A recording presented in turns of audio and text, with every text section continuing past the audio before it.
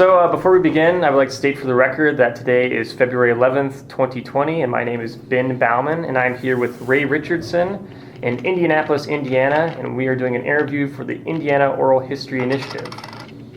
So to begin, when and where were you born? 1937 in Logansport, Indiana. Okay. And what were your parents' names? Robert and Francis. Okay. Where is your family from originally? Well, they were from Logansport. Okay. And before that? I have no idea. I'm not much on. Okay. I don't pay any money to Ancestors.com Yeah. or whatever that's called. Yeah, that's fine.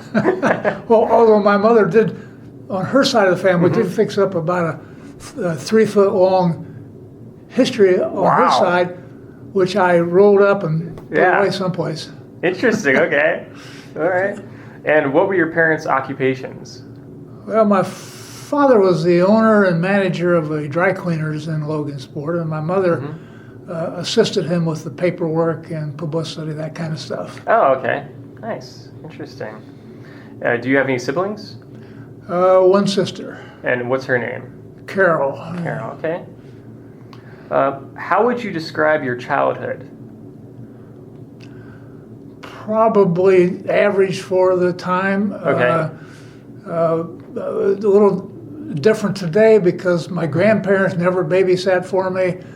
My parents were happy if I went out the door and played basketball, baseball, and football. Not like today where, as a grandfather, I'm constantly with my kids. Yeah, okay. Interesting. Who would you say was most influential in your childhood?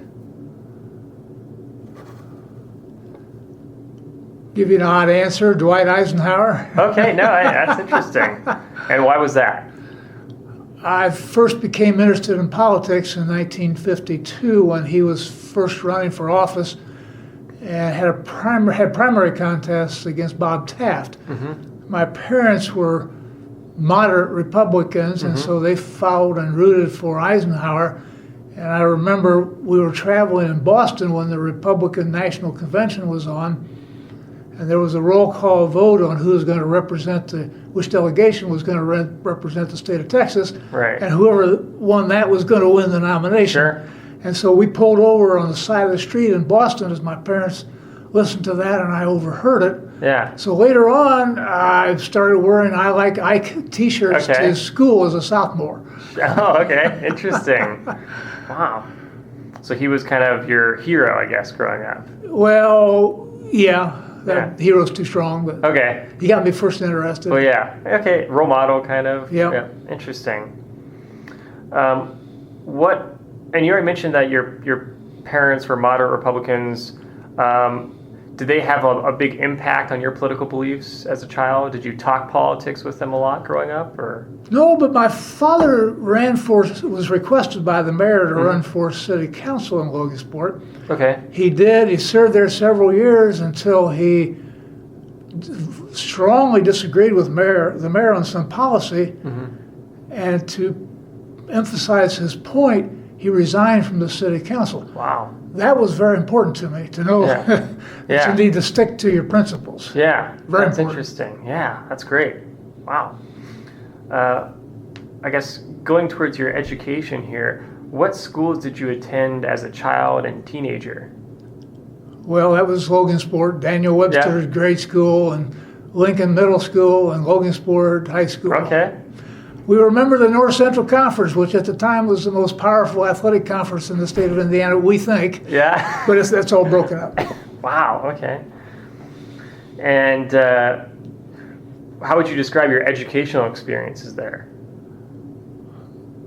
I don't know if it was just me, but I didn't do any homework.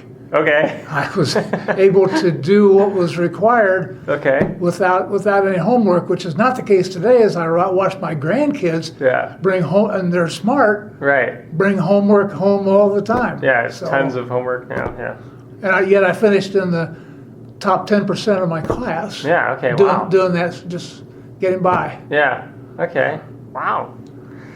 Did you have any favorite subjects? Math. Math? Yep. Okay. And that's what guided me towards a university. My guidance counselor pulled me aside and said, well, you love math. You need to become not just an engineer, but an electrical engineer, which is math heavy. Yeah. Which is how I ended up at Purdue. Okay. Nice. Interesting. And did you have any extracurricular activities in high school, or? Tennis. Tennis, okay. Yeah, there were no other. I listen to the kids nowadays really pile on the extracurricular activities. Yes, and I say, whoa, they're really preparing to get into a good university. Yeah, yeah. But I played a whole lot of tennis, and my extracurricular activities came more in college, where I became the president of the Student United Nations Association. Interesting, okay. And Purdue also at that time, I don't know if they still do it, put on a political convention every year, except when the Student United Nations put on a United Nations Assembly, where all the students would represent a state. And in the case of United Nations, they'd represent a country. Sure. And have a real session. Yeah, that's right. Which was kind of interesting, which got me interested in politics. Yeah. But then I discovered after my sophomore year that math was taking me someplace that I wasn't interested in. Oh, okay. So then I had a long confab with my parents, and I suddenly realized that it was politics that I was interested in, more specifically the governance part of politics. So I switched over to the Purdue School of Political Science. Oh, okay. Because I couldn't transfer my credit. Had planned to go to law school because if you want to be good in politics, particularly government, you need to have a law degree. Sure. But I couldn't transfer to IU because I couldn't take my electrical engineering credits. Oh, okay. Yeah. So I had to finish up, and did finish up at IU. Wow. Okay. Where my toughest, I had to, once you get out of engineering, you have to take a foreign language. Well, I'd never done very well in foreign language. I didn't do well with Latin in high school. And the only class I switched over to political science after the junior year had started. The only thing left for me was Russian. Oh, really? And I did not do well in Russian, but I did well enough to pass. Interesting. Okay. And was there? So Russian was just the only class left over then? Well, it had an opening, yeah. It must have been an interesting time, though, to study the Russian language, right? Well, it was, because obviously the country was involved with Russia, so I said, well, this is not all going to be a waste. Yeah. But learning the Cyrillic language like that was as bad as learning Latin. Yeah, I can understand, let's see. As a child, what were your views about the state of Indiana or being a Hoosier? Didn't have any. I was just enjoying childhood. Yeah. Playing football, basketball, baseball, not in much of an organized fashion because I wasn't athletic enough. Okay. And then I saw one time there was pulled alongside a state. My only attention to government was there was a line of cars pulled over to the side. It looked like they were having a flat tire or something. They were dark cars with darkened windows. And my mother and my father said, "Oh, that's the governor of the state of Indiana." Wow. I said, "Oh," so that was as close as and Leland Smith, who was Secretary of the State back in the 50s, lived across the street from me. Okay. I never got to meet him, but my sister was good friends of his daughter. Yeah. Wow. So I knew it was possible to get to a state office when the Secretary of State was living across the street from me. Sure. Only way we could tell, he got a special license plate. So I said, "What are those?" That is interesting. Wow. Okay.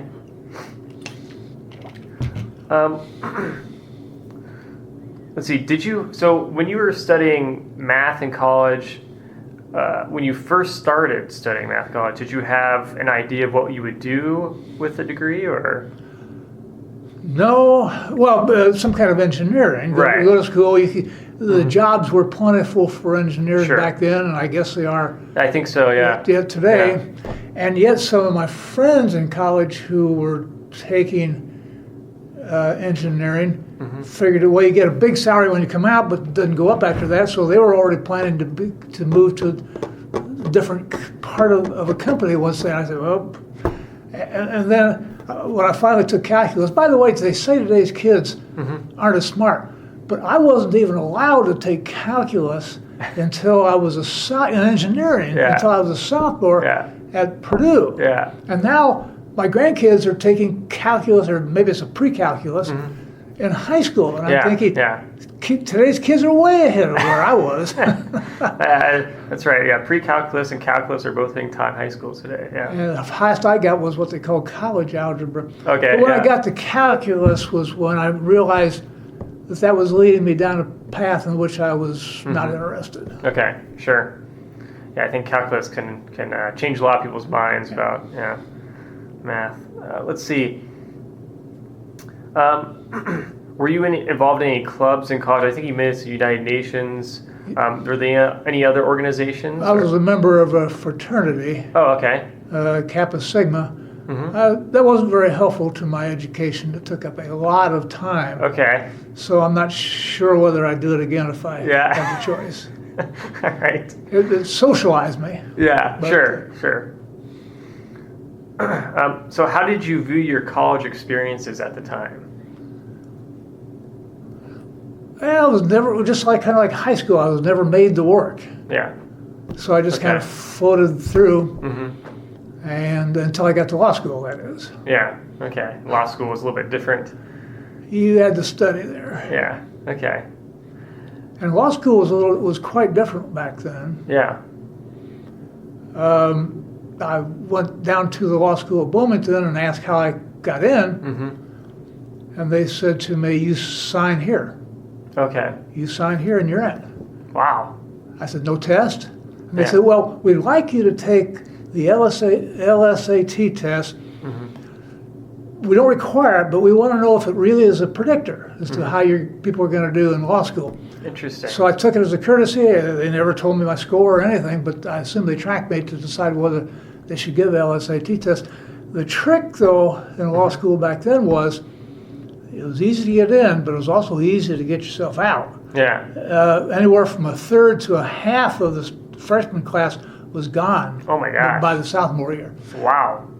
But I think that's the best way to do it, because there were some poor students who had an aptitude for law and some really smart students who didn't. So I really preferred that. Now what's keeping them out is the cost. Yeah. True. And the fact that it's very difficult to get a job once you leave law school. So if anybody asked me if you should attend law school, I say probably not. Yeah. I would have to go again, because I was going to law school not because I wanted to practice law, but because I wanted to use it in government. Extremely helpful in politics and government. Of course, I couldn't have gotten by without it, so I would do it again. Yeah. But if somebody just wants to go to law school to make a lot of money as a lawyer, forget about it. Sure. Interesting. And that subject came up when I was on the IU Board of Trustees, was a tuition. I don't mean to skip around. No, that's okay, yeah. But I brought the head of the law school in and asked why their tuition was going up so much each year, like double the cost of inflation. And Miles Brand, who was president at the time, and the board was consisted of a majority of lawyers.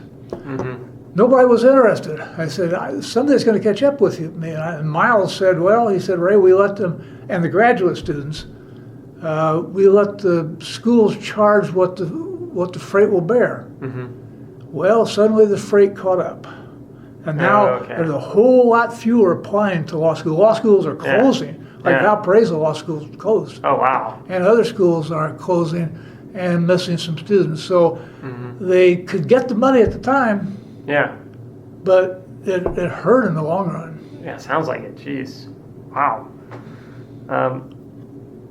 In what ways did your awareness of politics evolve as you matured and as you went through law school? I was still a chalkboard waiting to be written on. Okay.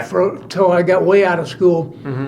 Closest I came to politics at IU was I went down and volunteered to the local Republican Party. Okay. And they asked me to pick up people and take them to the polls on voting day, and that was about it. So I never had never really had any more experience Yeah. in politics till I ran for prosecutor immediately out of law school. Interesting. Okay. And did you have any conversations while you were in law school about politics with your family at all, or anything else? No, I was married at the time. Oh, okay. So we talked about it, but that was about it. Yeah. And I just didn't know anything except that I wanted to get into government and find problems and solve them. And that's remained my guiding light throughout my whole career. Find problems and solve them. Yeah, that's great. That did not go over well on the IU Board of Trustees. Well, yeah. Where after about 2 months of asking probing questions about how does this work, Right. he approached me and said, this was Tom Earlish, he approached me and said, Richardson, why don't you let me run the university, and if you don't like the way I run it, you can fire me. 10 months later, he was gone. Oh my gosh. And Wow. replaced by Miles Brand. Okay. He didn't know how to handle me. I guess not. Yeah. So, what was your first job out of law school? Well, it was running for prosecutor. There was an opening in Hancock County. I knew I wanted to locate someplace closer to Annapolis than Logansport. I didn't want to live in Annapolis, but I wanted to live nearby. Hancock County had an opening for prosecutor. So I said, well, why don't I run for prosecutor and see what happens? Well, it turned out that I was running in a slightly Democrat county back then. Okay. I came really close, but I lost. Yeah. But that's the best thing that ever happened to me, because that's if I'd have won prosecutor and started to rely upon the salary, I probably would never been free to run for the General Assembly. Yeah. Yeah. So sometimes it's lucky when you lose. I was a lucky loser, as they call it in tennis, lucky loser. Yeah, it's interesting how those things work out. So did you have career aspirations at the time to get involved in politics? I didn't think I had the right personality to ever go really high up in government, like governor or anything like that. So that was never a goal, realistic goal. So I just, again, I didn't know where all the levers were in government and where I could go, that I could get done what I wanted to do, that is solve problems. Yeah. And so then an opening came up for in the General Assembly because we had redistricting. And that was back in the time when the Supreme Court was first saying one man, one vote. And so a whole lot of districts were no longer legal. And we had just finished the 1964 vote where Goldwater was a Republican candidate. And Republicans were on the wrong end of the ballots, all up and down. And the House of Representatives only had 22 Republicans out of 100 seats following the 64 elections. Wow. And of course, we all knew that was going to swing back the next year. Yeah. So I happened to be in a district where, after moving around all the lines, there was a vacancy where I figured I could beat the incumbent Democrat, but somebody else wanted that. Some other Republican wanted that seat. Sure. And that was the son of Wendell Willkie. Okay. I don't know if that rings a bell with you, but maybe a little bit. He ran for president of the United States against FDR in 1940 or 44. Yeah, wow. Man. So people kept telling me, you can't win this one. Yeah. But I ran anyway and won, because it turned out that he had irritated some people. So Okay. Wow. So it, again, kind of fortuitous Yeah. that I got the seat. So then it was just a matter of holding on to it for the next 24 years. Yeah. Interesting. Okay. Cool. So you mentioned that you got married. When did you get married? Immediately after I graduated from Purdue, which was 1959. Okay. And how many children did you have? Two. And what were their names? Rob and Diana. Okay. And what was your wife's name?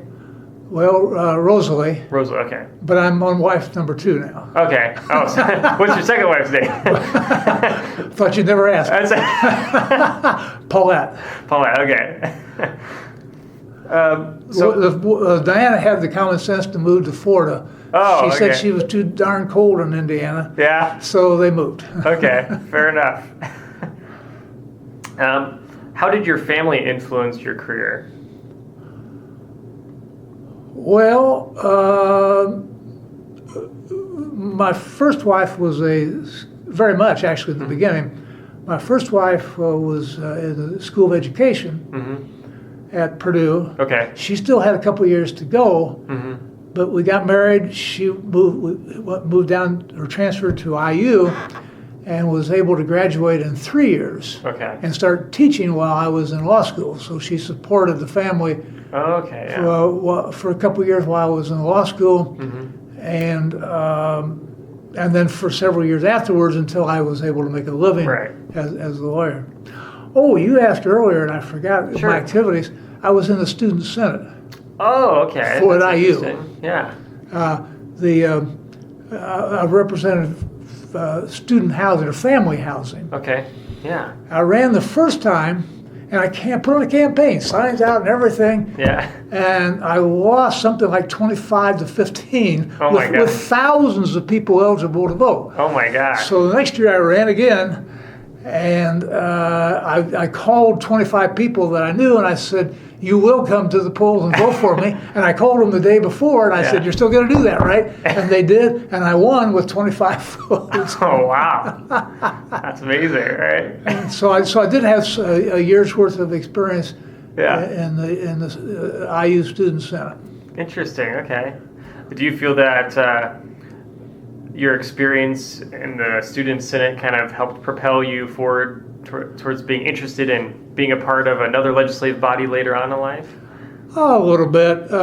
They mostly discussed student issues. Right, of course. But there was one student senator who wanted to steer the student senate to more national topics, like there was something called the Fair Play for Cuba Committee, which he considered to be a communist, and he wanted the student senate to divert their activities to something like that.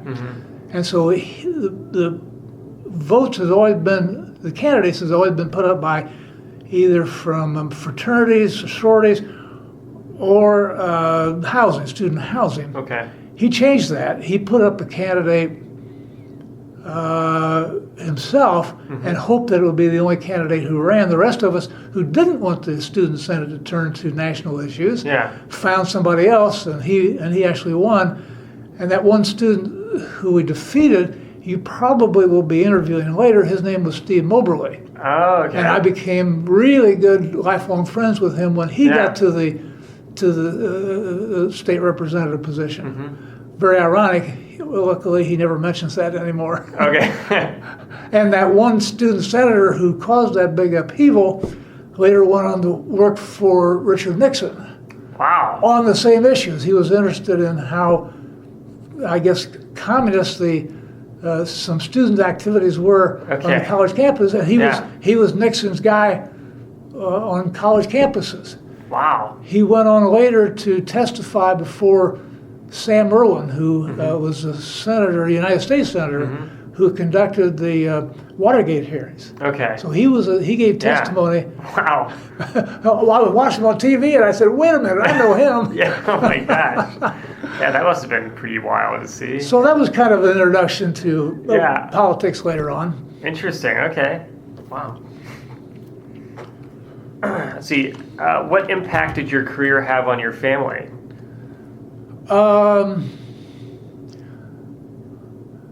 Probably little. Okay. It was just a job. Now, during the legislative session, I was gone, came home late, had a late dinner. Sure. But that was probably, and I left early in the morning, that was probably about it. Right. Okay. And I was earning enough as a lawyer to take over the family, which wasn't easy because I was a sole practitioner.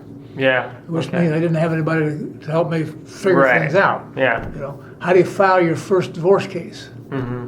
The thing I was most anxious in getting to, however, was filing my last divorce case. Yeah. The more money you make as a lawyer, the Yeah. more you slim down the field that you cover. Yeah. And I didn't want to cover a lot of things. Sure. So that was the, divorce went out the window. Yeah. Okay. Interesting. Let's see. As you initially became involved in politics, what were the key issues or legislation you wanted to fight against or champion? There wasn't any. When I went into the General Assembly, I really didn't know what I was getting into in the way of issues. Okay. I really honestly Yeah. didn't. And in my first legislative session, I only sponsored a very few bills, one of which was a local issue. There was a school corporation in my county that was trying to issue bonds to do some building. And there was one person who was opposed to that. And as soon as they got to near the end of the bond issuance process, he would file a lawsuit. Okay. And by the time the lawsuit got heard, the bond issuance time had passed. So they gave me a bill that said, well, if you lose that lawsuit, you pay a big penalty. So I was glad to get that passed. Okay. Interesting. And by the way, back then, in my first session was 1967, elected in 66. I did find this out. Sessions went fast, and we started meeting in January, and 61 running days later, we were adjourned, sine die. Wow. And I never came back to the General Assembly again until I'd gone through the re-election process in 1968. I said, where'd it go? Where did that go? That was also back when they were, they had this, it was so quick. The final bills got pasted and patched together. Yeah. No computers, obviously. Right. But they would use Scotch tape and my gosh. and that's back when they actually literally stopped the clock. We Okay. got near the end and we didn't have everything pasted together.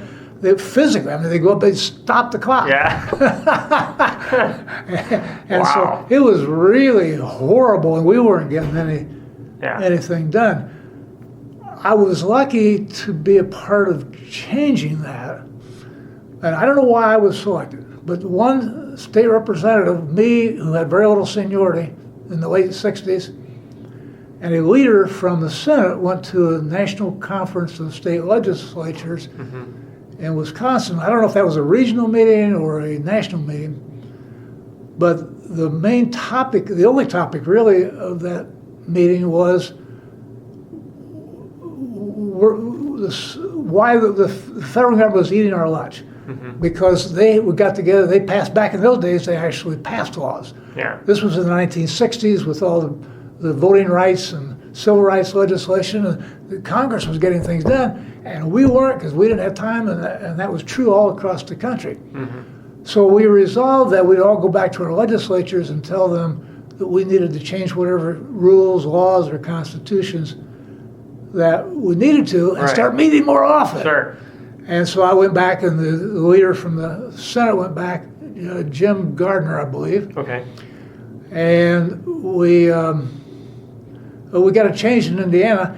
And today there's only 4 legislatures that don't have annual sessions. Now, in my opinion, we have overdone it. Yeah. It was nice to have. We had a longer time in the first year to get things done properly. Didn't have to stop the clock anymore. Didn't have to paste and patch things together. And then computers came along, which made that easier. But then the second session, it was supposed to be for correcting things and touching up things, but it's been turned into almost a full-fledged session. Which nobody likes, but they don't do anything about it. Right. Okay.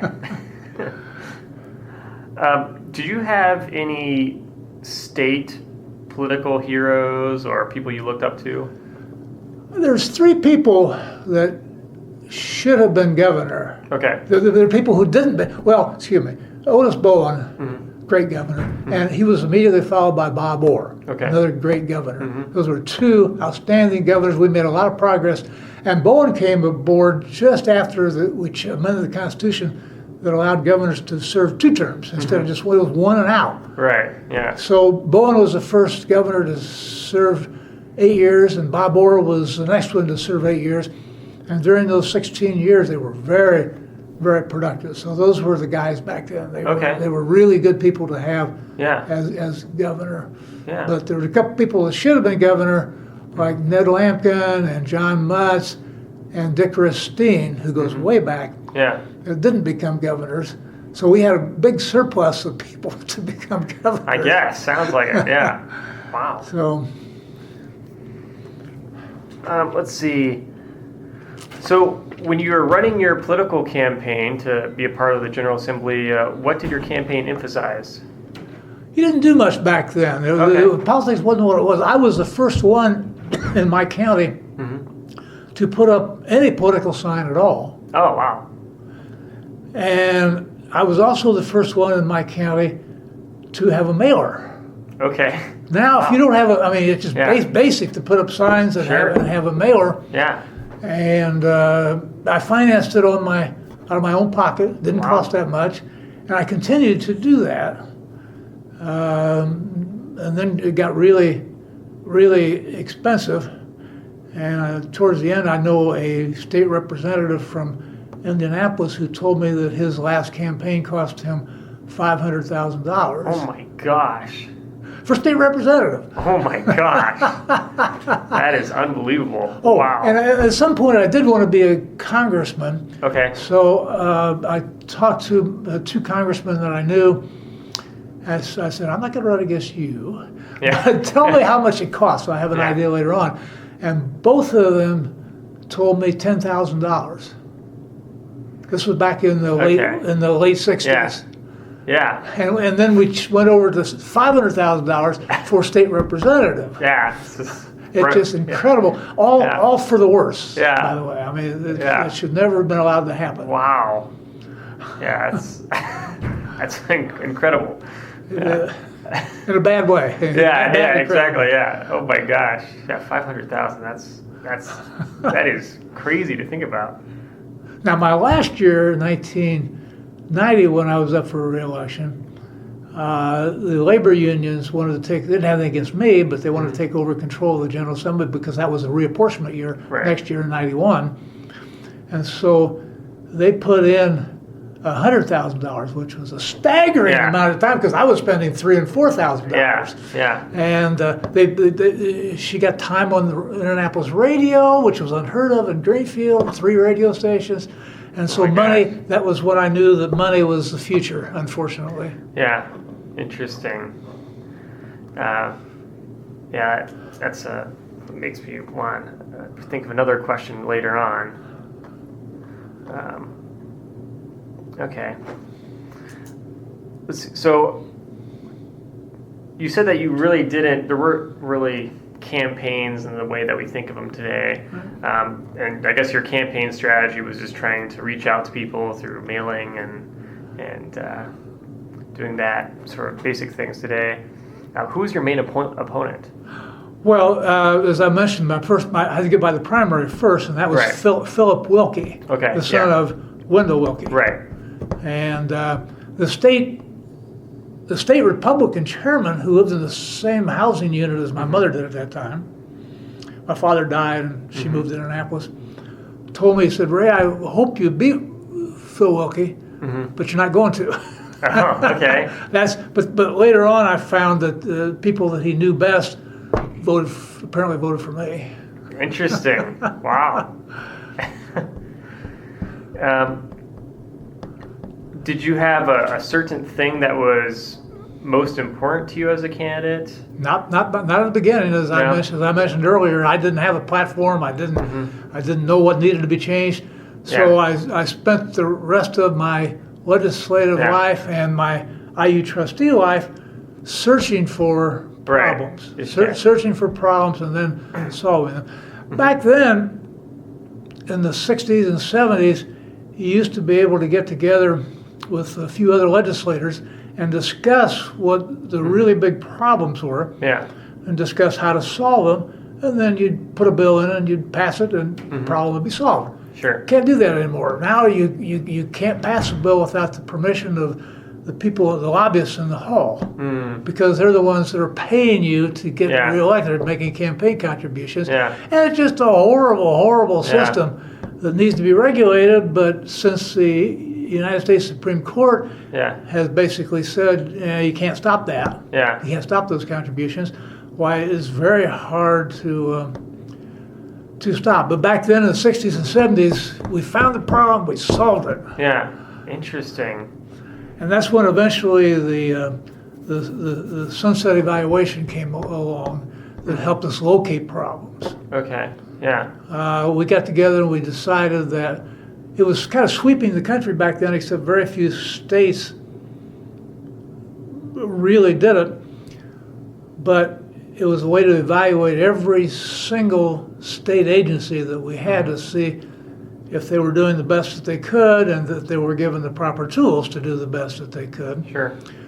So in 1977, we passed the Sunset Evaluation Law, which put all the state agencies into 11 groupings, like transportation and occupational licensing, and gave them a sunset date.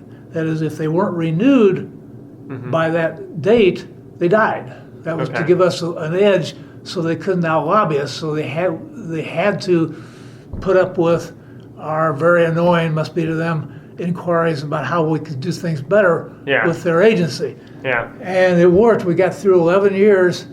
The Department of Transportation was the first one. That's now what has eventually become NDOT. We got the bill. The Legislative Services Agency did a study for the year before. Then there was a study committee of legislators that went to, and we decided what we wanted to put into bill form, and then we passed it. Well, I got the Department of Transportation bill passed the House, and then it went over to the Senate, and the Department of Transportation, who was run by a commission, didn't really like it. So they talked to the chairman of the committee in the Senate, and he killed it. Wow. So that was our first test. Either we passed that first one, Yeah. or we were dead. Yeah. But we did have the sunset date to help us. But at that time, the Department of Transportation also wanted to issue a big, large sum of bonds to do some projects in the highway. And I was also the sponsor of that bill that gave them the bonding authority.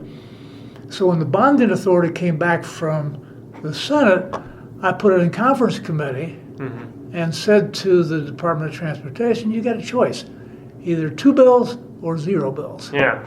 And so between really wanting the bonding and there was going to be a disappointed governor if they didn't get it, who appointed them to their position. Sure. Between that and the sunset, why they finally consented, so I dumped all of the sunset stuff into the bonding bill, and it all passed without any consideration by the Senate committee at all. It wasn't the right way to do it, but when they killed it, why I had to do that. By the way, that was one of the big things we changed throughout the whole process. Almost every state agency was run by a commission appointed by the governor, but the governor did not run anything back then. It was all run by commissions. Somewhere, some legislators got the idea that they didn't trust their governor. Okay. I have no idea when that was, but they put a commission, State Highway Commission, was solely in charge. You want something done on highways, you got to go see the Highway Commission. I'm sure they checked in occasionally with the governor. But our thought was, if you're going to have the governor responsible to the people, they hold him responsible for the condition of the highways and mental health and everything else, that he needed to be the one to appoint somebody who would do what he wanted to have done. So consistently throughout that 11-year process, we eliminated commissions and made a department head appointed by the governor in charge. We reached the Department of Natural Resources was really super resistant to that. We got a guy who was basically the secretary for a couple commissions they had. He didn't want the responsibility. Okay. So He kept fighting and fighting and fighting. He just wanted to be the Secretary General or whatever of the commissions. When we passed it in the House, he fought and he lost. Went over to the Senate, he fought and he won, and came back to Conference Committee, and we said, you're going to step up and take charge of this, or we're going to eliminate you, the whole thing. Sure. So he finally had to take charge. But that was very interesting to find that. That's one thing I didn't know, that all state agencies were run by commissions. Mental health, education, you name it, all commissions. That is interesting. Huh. Now, you mentioned the role of lobbying, and especially today being much larger than your time in the General Assembly. Did you see that increase in the influence of lobbyists over time while you're in the General Assembly? Yes, it really came on heavy towards the near that it got to 1990, my last year. Yeah. When I first went there were 4 or 5 really important lobby groups. One of them was the Indiana State Teachers Association, the Farm Bureau. I'm trying to think who else, but there were only 4 or 5 that really had any clout. Yeah. But today, you give your legislator some money and you got clout. Oh, here's how bad it got.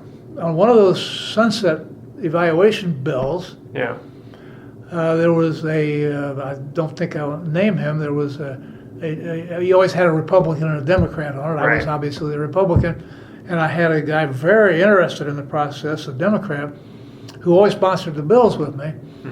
And we introduced that, I forget what year it was, we introduced the bill, and he came up to me and afterwards and he said, Ray, he said, you're not going to believe this, but I'm going to have to not only get off of this bill, but I'm going to have to vote against it. And I said, well, why? And he said, because the person who collects my money for me, who raises my money for me, there's one section in the bill that he hates.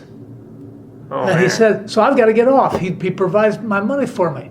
That's how bad it got. One guy could do that to one very committed legislator, just completely change him 180 degrees. Wow. That just really does show all the power that they had. And he was just one guy. He wasn't even the ISTA. Right. With a lot of members too. I mean, that was the real powerhouse. If the Farm Bureau had a lot of members, the ISTA had a lot of members, in addition to money. Right. But it was primarily the Manufacturers Association came along. They had a lot of authority,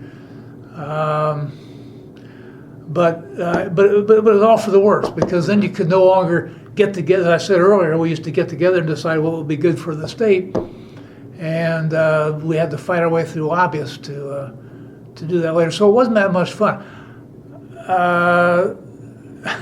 I had got updates on how bad it got because I had a very good friend, Senator Beverly Gard, for my first 22 years.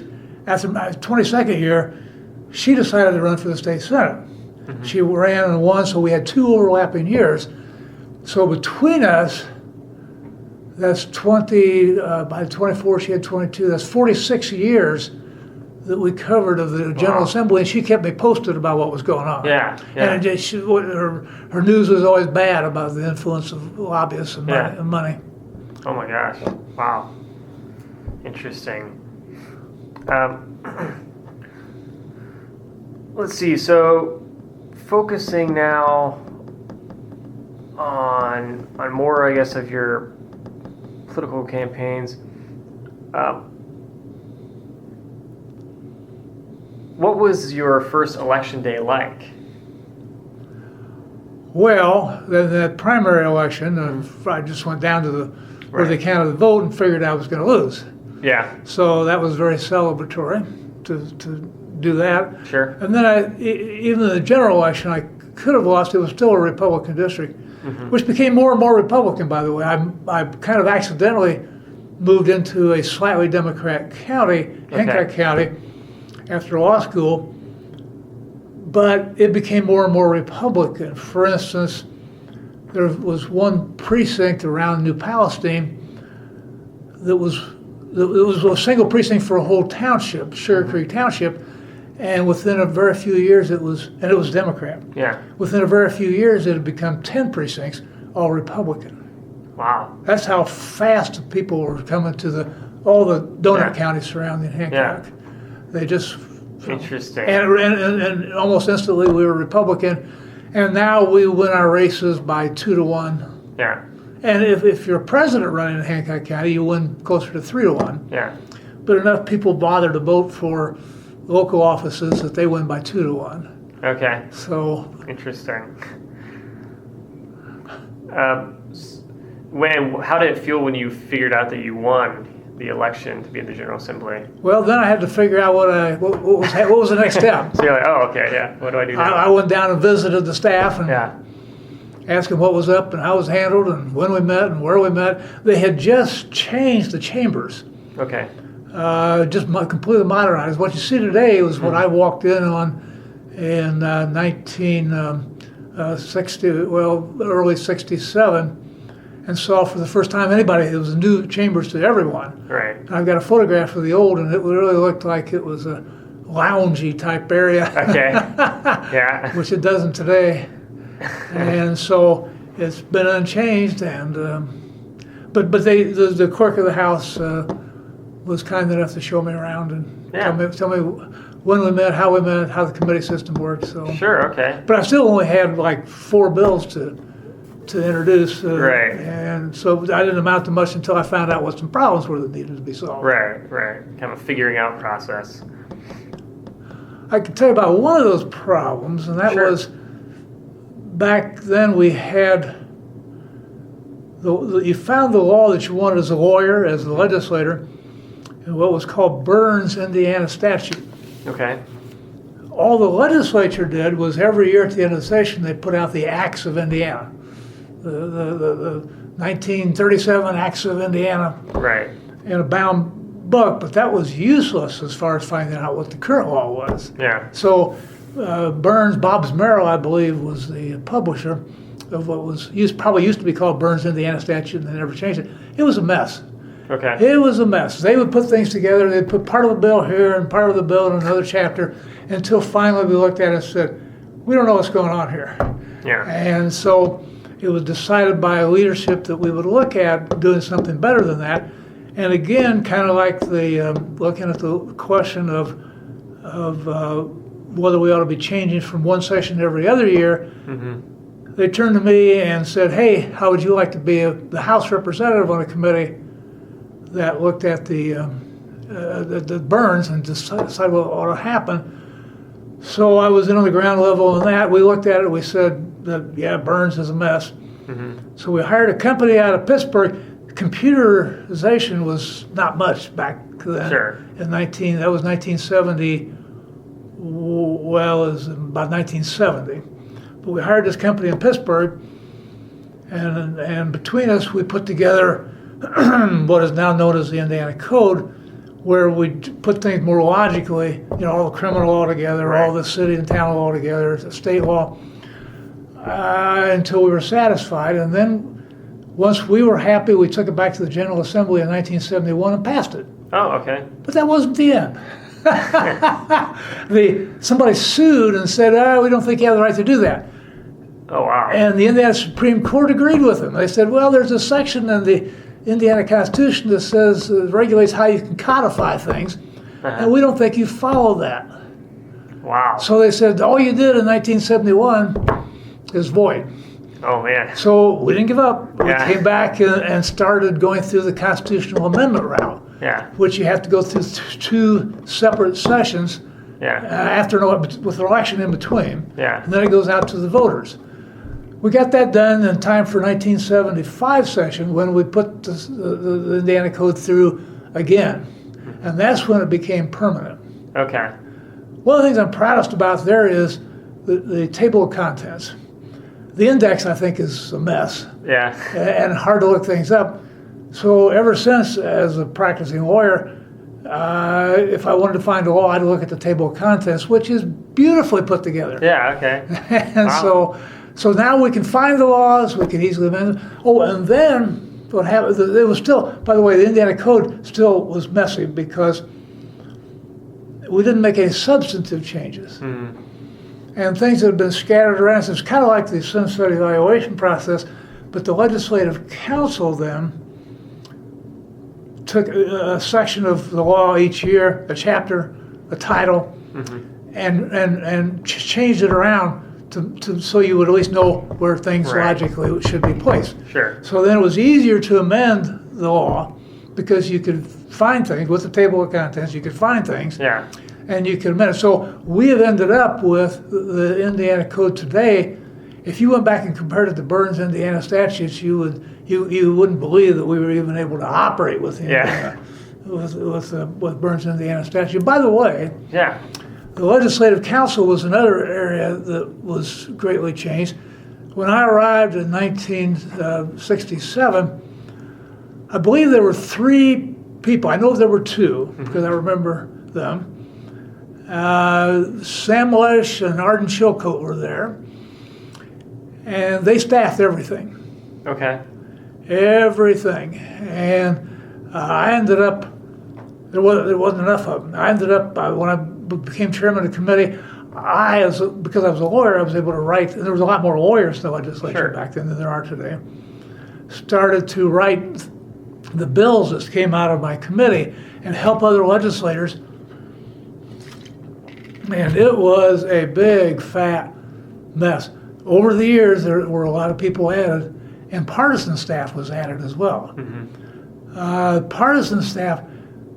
Instead of, as I mentioned earlier, we went from 22 Republicans to 66 Republicans in the 1967 session. It doesn't happen anymore. It's a landslide change if 3 or 4 seats are changed instead of what was that 44 seats being changed. Because of the partisan staff. The partisan staff sent out newsletters and news releases, and they basically helped you get reelected. But I didn't have the benefit of any of that. So what happened to me was, since I didn't have any publicity between the sessions or during the sessions, the news media wasn't interested in one legislator, and I didn't have any partisan staff putting out releases. I had a contest in the primary and general election almost every single time. I had 24 contested elections. Because people looked at me, well, should I run against Richardson? Well, I haven't seen his name around. So I can bump him off. And so they all ran and tried to do it. But now people don't run against incumbents because 2 things have happened. Number one, they've gotten their name spread around with all this publicity, and they've raised a lot of money from all the people who want to influence the results of the legislature. So things have vastly changed, all for the worse. Wow, Jeez.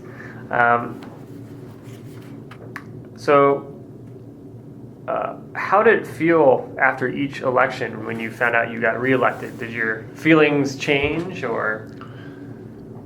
No, it was just a lot of work. I mean, because I had not scared anybody away, it was 2 elections every 2 years because the House members had to come up every 2 years. And it was just a lot of darn work. That's all. I got accustomed to it. I got into a pattern. I was prepared to at least to put out my newsletters, or not newsletters, but mailers, they would call them today, and put up the signs. So I knew what to do, and so it got to be fairly routine. But still, the president of the local farm bureau, I'm told by a mutual friend, really wanted to be in the legislature, so he decided to run against me. But he went down to the clerk's office and came back and told this mutual friend, he said, Richardson does too well against primary candidates. I'm not going to run against him. But the fever got into him, and he went on the last day he filed. He just couldn't resist, and I hadn't scared. He was the head of the president of the county council and president of the local farm bureau. And I couldn't, I didn't scare him off. I had to prove it at the polls. Back then, there were no electronic names. Right now, when I'm running for county council. This time, I'm de-escalating my office. So I just filed for county council. But there's an electronic list I'm going to be able to use to send out my mailers. And we didn't have that back then. So my wife and I went to the clerk's office in 2 counties, Hancock County and Rush County, which was part of my district. and we would flip through every page of voter registration to evaluate whether somebody was worth sending a postcard to. Oh, We'd wow. flip, and if he had been voting in the Republican primary lately, we sent him one. And we hand wrote it, I addressed it right there. Oh, my And God. pre-printed, hand addressed him. And that got to be old. Yeah, I bet. So the parties decided to make it easier to have these electronically addressed Yeah. ones. So I missed that. I missed the Yeah, benefits of that. it sounds like it. Wow. Jeez. So for these other elections, after your first election, obviously, which was pretty new for you, what campaign strategies did you have over the course of your political career? That's too fancy a name to put on it. Okay. I just put out the mailers Okay. particularly in the beginning, knocked on doors. That's how you, back then you really got people registered, Right. particularly a county where people were moving into Sure. at a great rate. All the candidates would get together and we'd knock on doors and are you ready? Yeah. Are you what party are you? And Right. if the answer was Republican, are you registered? Yeah. And we'd register them. So it was a real, between addressing all those postcards and knocking on doors, it was a real pain to run a campaign. Sure. That's probably why I was able to win, though, because I was able to I was willing to go through all that trouble Yeah. of knocking on doors and addressing postcards and putting up signs, ads in the paper. Sure. But today, the ads in the paper aren't relevant. If you can't afford a TV ad, if you're not running for that office, Yeah. you send out a mailer, Yeah. or two or three. Right. So yeah, times have changed. Yeah. Okay. Well, when you were knocking on doors, when you came across a Democrat, were you ever able to convince them to vote for you, or? Well, it depends on how they said it. Okay. Yeah, that's true. If they said, I'm a Democrat. Yeah, that's right. Yeah. But if they said, well, I often vote Democrat, Yeah. then I'd introduce myself and say, well, maybe one time as a Republican. Yeah. Okay. That depended on whether they were registered. Sure. If they said they were Democrat, I never asked the question about whether they were Right. registered. Yeah. Interesting. So, Okay. Yeah. But it was the times have changed. Yeah. Sure. So, what were you thinking as you walked into the State House the first time? Well, because I visited beforehand Yeah. and talked to the clerk, it was just a matter of finding out where, still finding out where everything Right. was. Where's the restroom, Sure. Yeah. And how do you get a bill passed? I mean, Yeah. how do you introduce a bill? How do you get it prepared? And I prepared a lot of my own bills in the beginning. Yeah. When do you have to have it introduced? How do you get it, once you get it passed in the House, how do you get it passed in the Senate? Well, it turns out you have to go over and find a senator who will help you out here. And best off if it's a senator who is really interested in what you want. But you did a lot of trading. Yeah. Well, you take my bill and I'll take your bill. Sure. But it was harder to be in the House to get bills passed for two reasons. Number one, the budget always started in the House and took up a lot of time in the House. Yeah.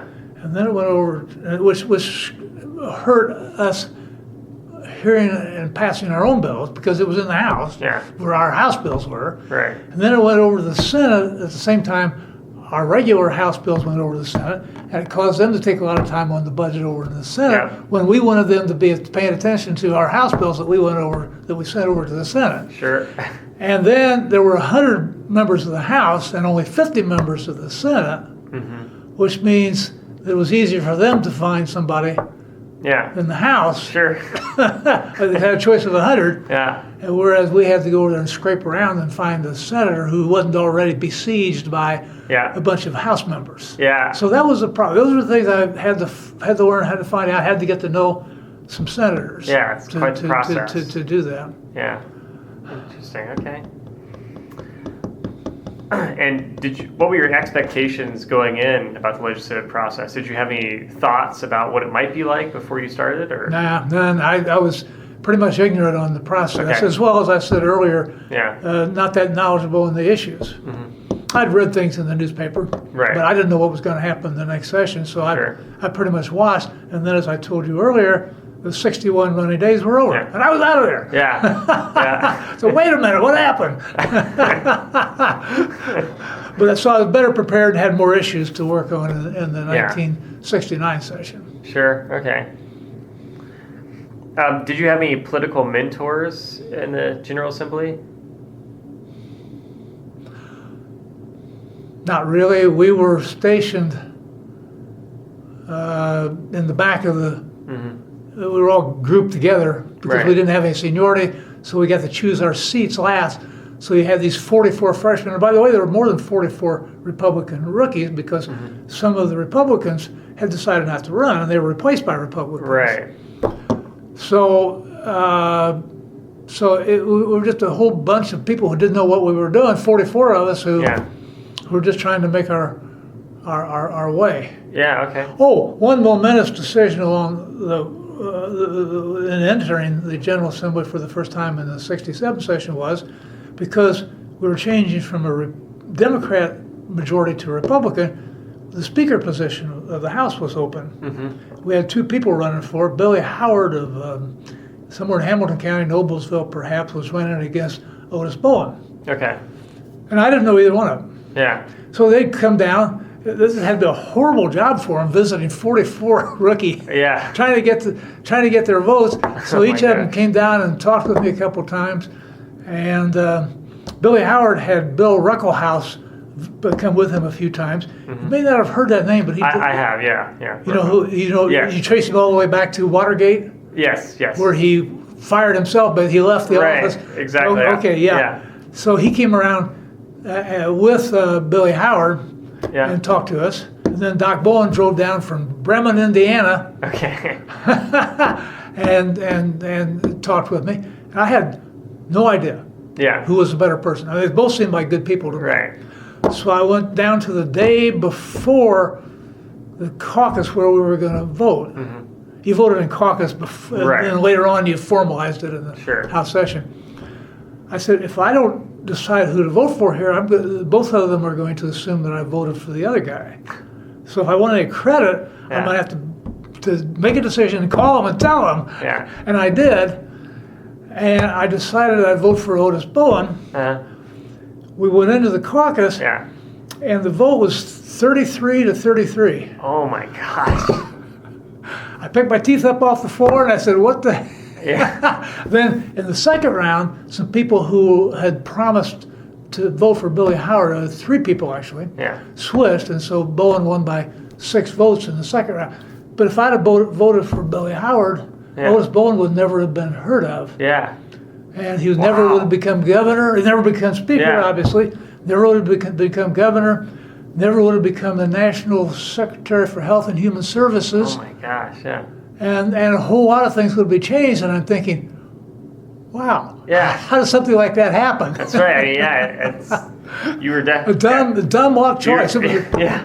It was the right choice because Billy Howard had to leave for Arizona because I think his son had bad allergies or something like that. And he had to change to climate. So I understand. So anyway, just dumb luck. I got a guy who turned out to be really sensational. That's a pretty influential vote then. Accidental, just accidental. Amazing, wow. So many things were accidental. Just running for the legislature at all in 1966 was, I just happened to accidentally be available and looking for that kind of position. As I told you earlier, I ran for prosecutor right out of law school, and it was a good thing that I lost because otherwise I'd have been dependent upon the salary of prosecuting attorney in 1966. And I probably would not have won because I wouldn't have had any other salary. You can't go out and practice law on the side. And so that was an accident. There are a whole lot of accidental things, going all the way back to my choice of engineering and Purdue, and then changing my mind, and so many accidental things happened to me in my life that turned out all for the better. That's really neat. Wow.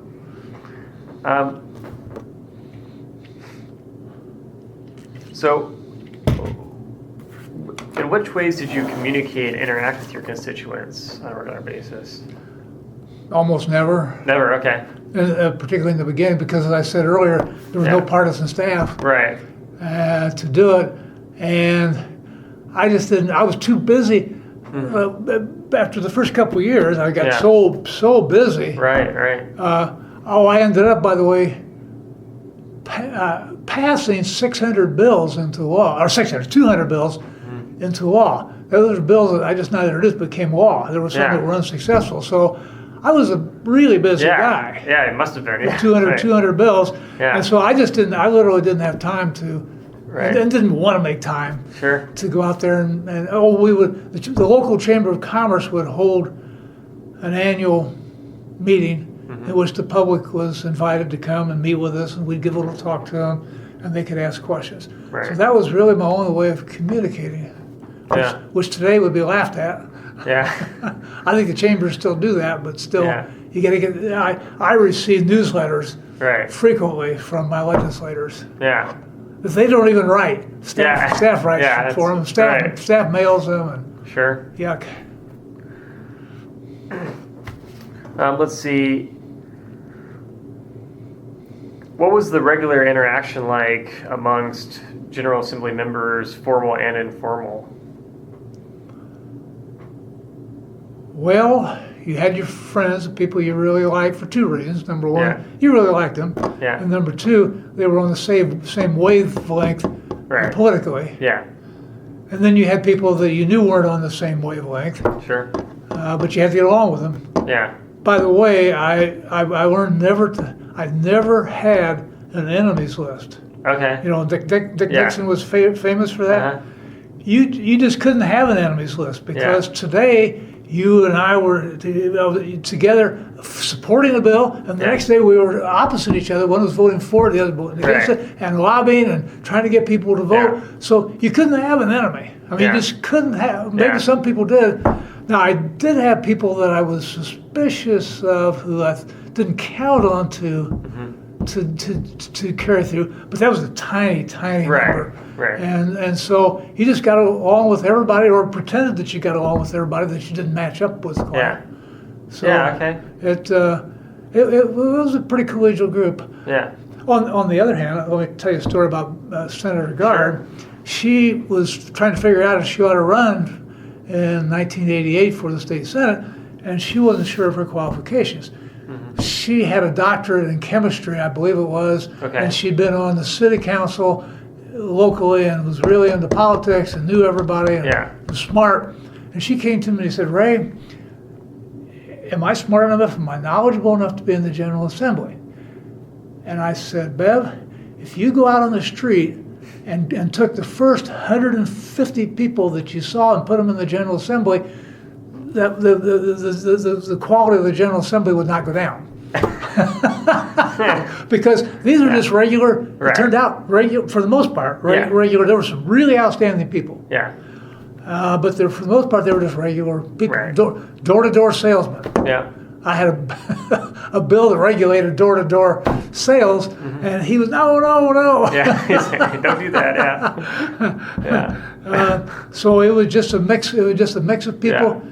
None of them, or very few of them, super smart. I mean, you wouldn't feel intimidated. The few that you would feel intimidated with in their presence were the ones who became the leaders, the speaker, president pro tem, etc. Oh, one other thing I told her, I said, you got to make up your mind early if you want to become a leader in the General Assembly, or whether you want to be an activist and get bills passed, substantive matters, because you can't do both. Yeah. Because if you go in there and you fight and yell and scream to get your way on a substantive matter, you're going to make people mad at you. Right. Because a lot of those bills are really important to some people, and if you're opposing them, they do remember that. Yeah. And so you're never going to become a leader. Well, on the other hand, if you want to become a leader, you just have to go and be friends with everybody, not make anybody unhappy, just quietly cast your vote, and then get to know people and get them to like you. Yeah. And so that I give that advice subsequently to several other people. So. So who would you say had more influence than the people that were very active in trying to get legislation passed, or leaders? Well, we're split this way. Okay. Division of responsibility. Yeah. The leaders could stop you or help you. Right. But they didn't do that on very many bills. Yeah. I had almost no bills stopped by leadership. Okay. They, for the most part, helped me, gave me committees that I wanted, assigned bills where I wanted to be assigned to, because I didn't make them mad. Right. But, and I'm sure there was some, and they were in charge of the, even though we had a budget committee membership, Right. it all really came down to the leadership. So they pretty much ran the budget. Oh, you had to choose. You could either be a committee chairman or you could be on the budget committee. That was not a hard choice for me. Yeah. I didn't want to be one of 20 people on the budget committee. Yeah. I wanted to control legislation Right. through my committee as much as I could. Sure. And so, so the speaker, on the big issues, the speaker of the House was in charge. And he could influence any, for instance, I wanted to make some, the charitable donations to Indiana University were kept private and quiet, and nobody ever knew what happened to them. You could write a check to Indiana University, and you didn't know what happened to it. I wanted to make that open to the public. The person could scratch, the donor could, if they wanted to, scratch their name out. But the money, if you gave $1,000, $1,000 was going to be there, and what happened to it was going to be there, open to the public, so we could at least see what happened to your money. Yeah. And IU and Purdue both hated that. They wanted to spend the money the way they wanted to spend it. Right. And so they got all my bills killed on that because they gave out football and basketball tickets. Oh no! Oh my gosh! Yeah, So- I guess that would do it. Yeah. So the speaker killed every time I introduced this open record bill, Yeah. the speaker would kill that. That's about the only time I can remember when a speaker killed a bill of mine. So the most influential people were the hard workers who don't hold a position unless you want to influence make a really big decisions, or you want to run later for governor or something. That's a stepping stone. Interesting. Okay. What were the interactions like between Democrats and Republicans?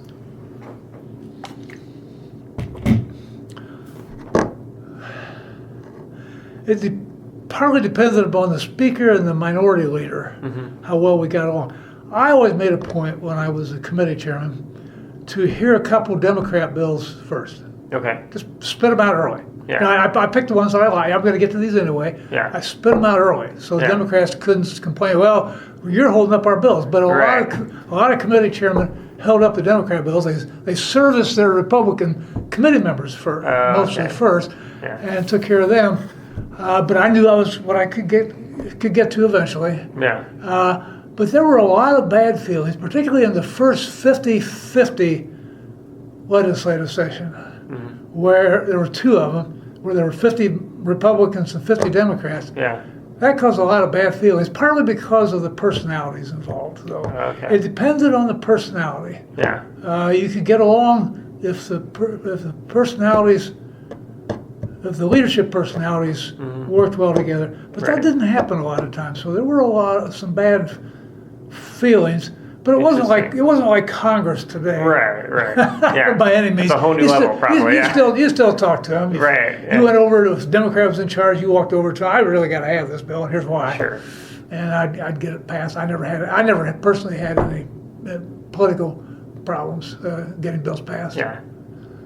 So. Interesting. Okay. I even had help one time. You speak from the microphone in front of everybody, and the minority leader sits right in front of you, in the seat right in front of you. And there was a bill sponsored by Democrats that would create kind of an all-star high school for kids from across the state of Indiana in Muncie, Indiana. And I was saying, hey, some of these really smart, super smart kids sometimes don't have the personality that can handle that being yanked out and put in a strange place. Yeah. And what happens if they, are made worse mentally, being shipped down to Muncie, Indiana? Right. And immediately I realized what I'd done. I said something negative about Muncie, and just almost instantly, the Democratic leader of the House said, or Greenfield. Yeah. And to me, quietly. Yeah. And I said, Bill, what if they're shipped to Muncie? And he said, or Greenfield. And I said, or Greenfield. Yeah. That's it. And that got me off the hook. Thank you, Mike Phillips. Oh my gosh. Okay. What about the relationship between members of the House and Senate? Were there any differences?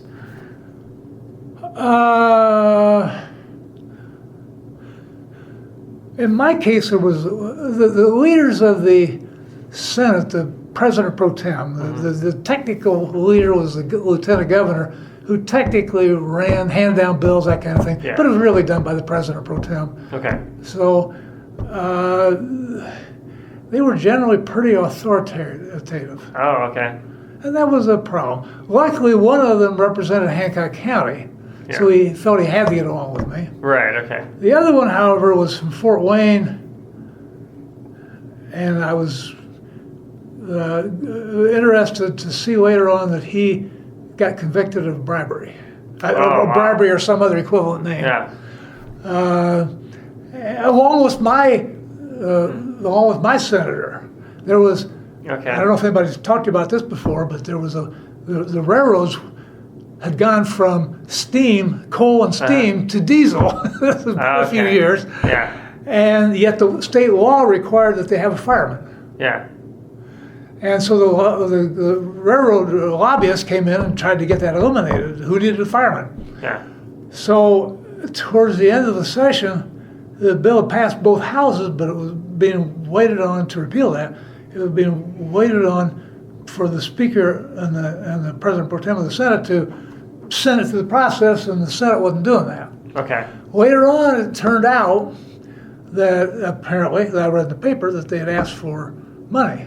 Oh no. And that was later revealed, and they went to prison. Wow. One of them committed suicide, Oh my gosh. and the other two went to prison. Jeez. But that's the only time I've ever expected any. Yeah. I never suspected that anybody was being bribed about anything. Right. Except that they were, I think in my terms, they were being bribed when they received the campaign contribution. Right. Right. Okay. Yeah. Interesting.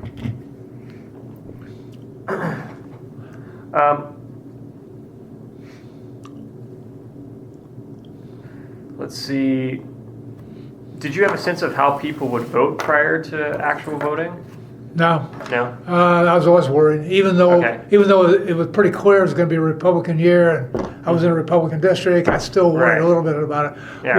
We did get some clue because there was one voting precinct in Greenfield whose machine would break down in the middle of the afternoon. Okay. Always.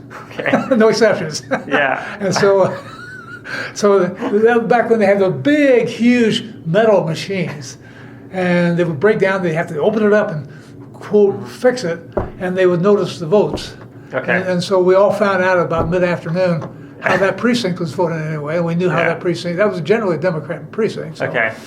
So that was our only clue. And Okay. then they went from the metal machines, and you couldn't do that anymore, so it stopped. Interesting. That's fine. And what about when you were working in in the House of Representatives and stuff? Did you ever have any idea of what your seatmate would vote, or how other people you knew would vote? It depends on whether you needed to lobby for your bill or not. Yeah. Most bills, I tried to, or believed that I could get up in front of them when speaking to them to convince them this was a good bill and here's why. Right. Now, some of the bills, particularly the sunset evaluation bills, which were always big and complicated and contained a lot of bills within bills, there was alwato trouble getting votes for them. Okay. One time one came to conference committee, and the Speaker of the House doesn't normally vote. And it came out, and I handed it down, I spoke to it, and the vote was 49 to 49. I made a point of stationing myself right next to the Speaker. And when he announced the vote on the conference committee report is 49 to 49, he was a rookie speaker. Okay. I was standing next to him. I said, The chair votes aye and the conference committee report is adopted. And he said the chair votes aye and the conference committee report is adopted. So I said, whoa, that was close, 50 to 49. Yeah, that is. Yeah, nail-biter there. And then there was a sunset bill that I lost by about 10 votes. Okay. And I had the remainder of that day, that was the last day, to go around and find some votes. That was a day when the Democrats decided to embarrass us by killing some of our bills, just by voting against them. So I had to contend against that. There was one Republican who always voted against sunset bill because he didn't like the idea of putting 10 or 20 subject matters into one bill. Right. And I said to him, you know, I don't have any problem with your line of thinking. Yeah. I don't have any objections to that. But that day, I went to him and I said, hey, Democrats trying to embarrass us. I would not normally ask you for your vote, but I got to have it. Don't let the Democrats do that to us. Yeah. So he said, okay. Okay. So it was that kind of a thing. Yeah. But I didn't do very much lobbying for my bills because I tried. You know, you got a pretty good idea what was happening when they came out of committee. Right. This committee killed a lot of bills. Sure. Yeah. Okay. So I did occasional lobbying. I made sure I liked everybody, and I talked to people. Right. Yeah. And so they didn't have any reason to vote against me because they didn't like me. Right. That's fair. Yeah. Okay. What was the time where you had to work with Democrats to get legislation done? Well, that was sunset evaluation. Okay. Just okay. Because it had to be, there were an equal number of people on the committee that got the report from the staff about what they thought ought to be done. And Right. there'd be an equal number of us on the summer study committee. It really lasted longer than a summer. Who would decide what was going to be in the final bill, and there'd be a Republican sponsor and a Democrat sponsor, and they go over in the Senate the same way. And so that required except this one case I told you where they decided to fool around with us. That would be a case where you had to work together. But I didn't pay much attention to the politics. I was pretty neutral on the politics because I wasn't a diehard. I remember I killed a Republican bill once. Oh, really? Okay. There was a limit, and there still is today, on the amount of money that corporations and unions can give to political candidates and parties. Yeah. And the Republicans, we got an advantage on that because there are a lot more corporations giving money than there are unions. So they put in a bill that said that increased the amount. I don't know, it was from 1,000 to 4,000 or something like that. Yeah. And they came to me and said, "You'll vote for this, right?" And I said, "Wrong." I said, "I don't want more money in politics. Yeah. I don't care if the Republican Party gets a greater majority of it. Yeah. I don't want to increase what it costs to run for state representative, among other offices." Yeah. So I said, "No." And they said, Yeah. And I honestly don't remember if that bill passed or not. Yeah. But he was going to have to go and convince somebody else to vote for it. Apparently I may have been the 51st vote, the way he wouldn't believe me very often. Yeah. Yeah, I guess, they were surprised. Yeah. Interesting. Huh. And how important do you think it was to work with the other side? Well, I just couldn't tell I didn't place an importance on it. I just did it. Right. It's just natural. There's votes over there and people over there that I need to convince, that I want to convince. I don't want them to vote against me because of politics, and I want them to feel as if they're being equally treated. As a matter of fact, I tried my best to treat them equal in another way. There were two microphones at the front of the House, and the Republicans sat on one side and they always spoke on one side. But there was you could ask the author of a bill a question. So you raise your hand, say question, and the speaker recognizes you, so you go up and ask the author a question. And it depends on whether it's a Republican or Democrat bill. I was always a Republican. When it was my bill and they were asking me a question, no.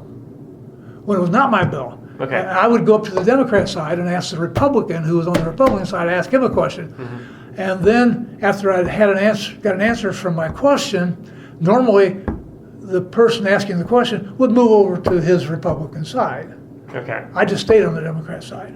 Interesting. So then that was not an accident. I said, I didn't want them to think that I was being standoffish. Right. I could only speak from the Republican side. So that was one of the things that I did to make them feel more comfortable. That plus getting some of their bills out of my committee. I don't think they consider me to be standoffish or anti-Democrat at all. Sure. Okay. Yeah. Okay. I killed a lot of bills, but they were equally Republican. As committee chairman, Right. I think they were equally Republican as well as Democrat. Yeah. Okay. Interesting.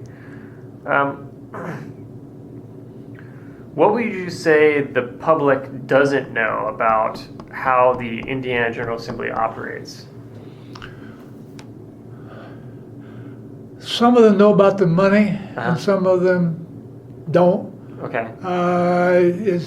And the lobbying, the money passed by the lobbyists to the campaign committees of the legislator. So a lot of them do.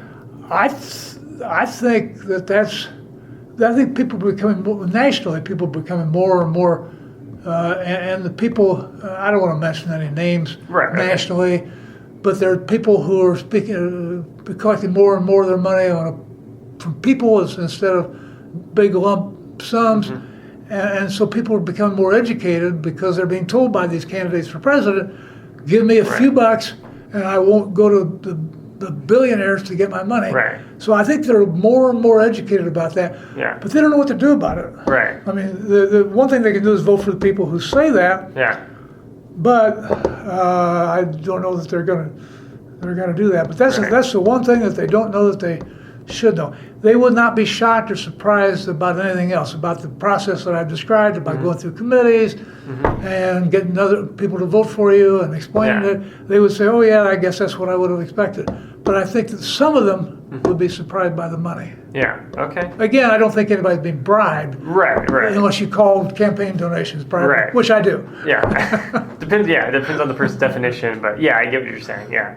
It's yeah. Okay.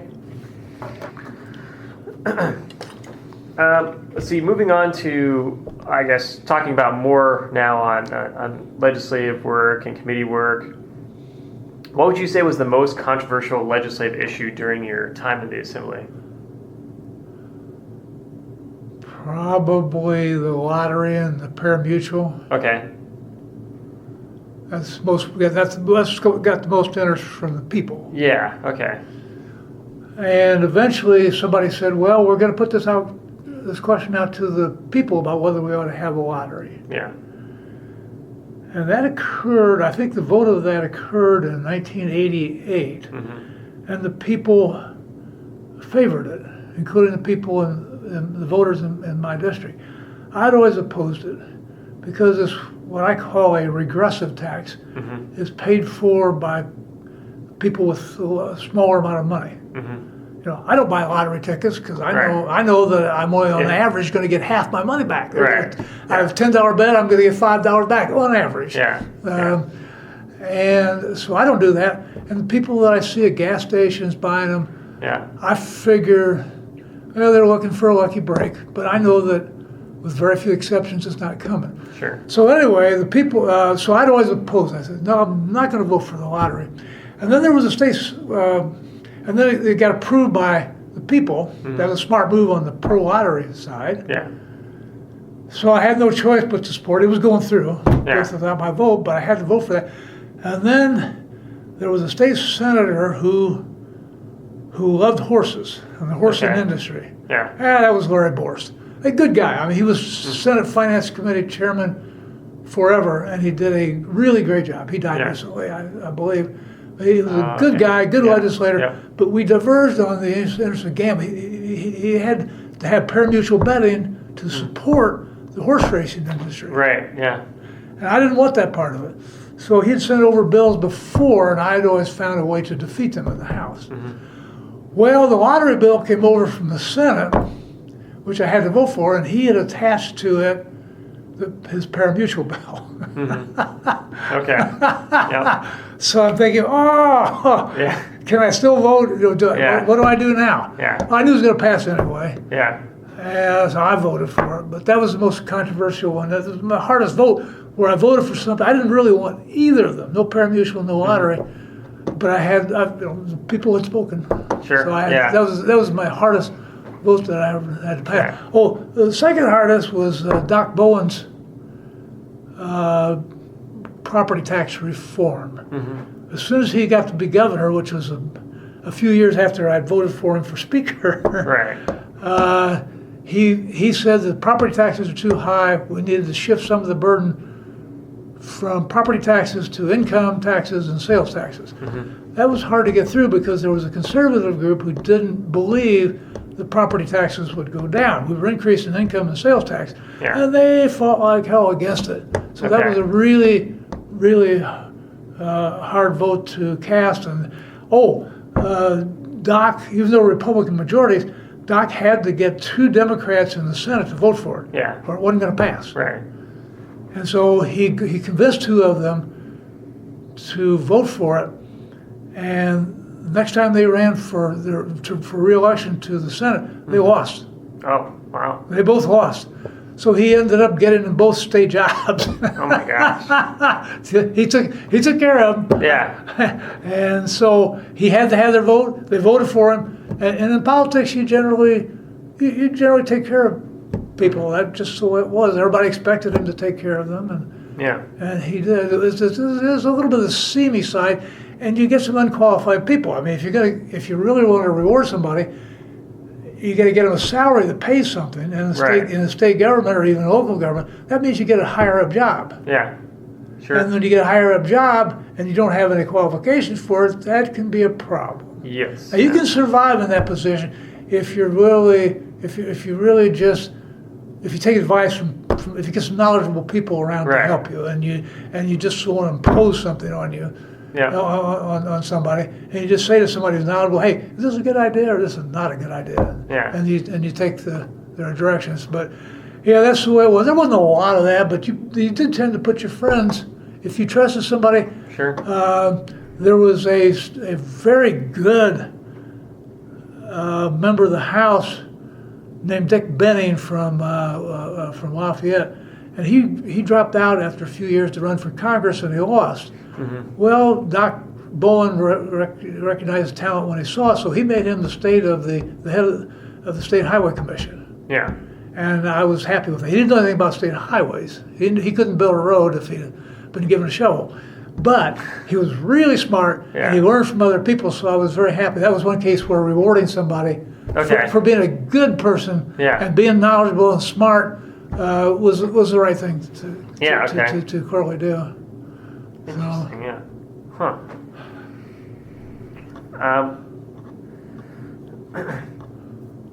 What legislation did you work hardest on, you feel like? Which one took up most of your time, or? Well, I made a laundry list. Yeah. Just in case you asked that question. Perfect. All right. Let's hear it. Yeah. I picked out about a dozen of the bills that I really was in love with. Out of the 200 that I got passed into law, there were about a dozen that I was really in love with. Yeah, okay. Sure. One of them occurred in 1971. That was called the Deceptive Consumer Sales Act. Okay. And that's the one, anybody can use it, but that's the one that the Attorney General uses all the time. You'll occasionally see where he files a big lawsuit. If you've been deceived, if somebody's deceived you into buying something, that's basically what it says. You can be sued for that civilly. It wasn't a criminal law. But in a lot of those cases, it's just a small sale, and not one person can't afford to go in and sue for $100. Right. And so the Attorney General could gather people up and bring a big lawsuit against them and really nail them for a lot of money and stop that from happening. So I was the most pleased. I wrote that bill, and there used to be a Uniform Code Commission, a National Uniform Code Commission, and they would come up with these ideas on a national basis and then send them out to the legislature to look at. So I got that one, and I said, hey, this is what I'm interested in. So I looked at it, and I said, this won't work. This will not work. And so I rewrote it and made it so it would work and got it passed. About a year later, the Uniform Commission on State Laws withdrew that bill, withdrew that proposal. But I did get that right. It works, and I'm really proud of that one. Then there was the Uniform Arbitration Act, which I passed in 1969.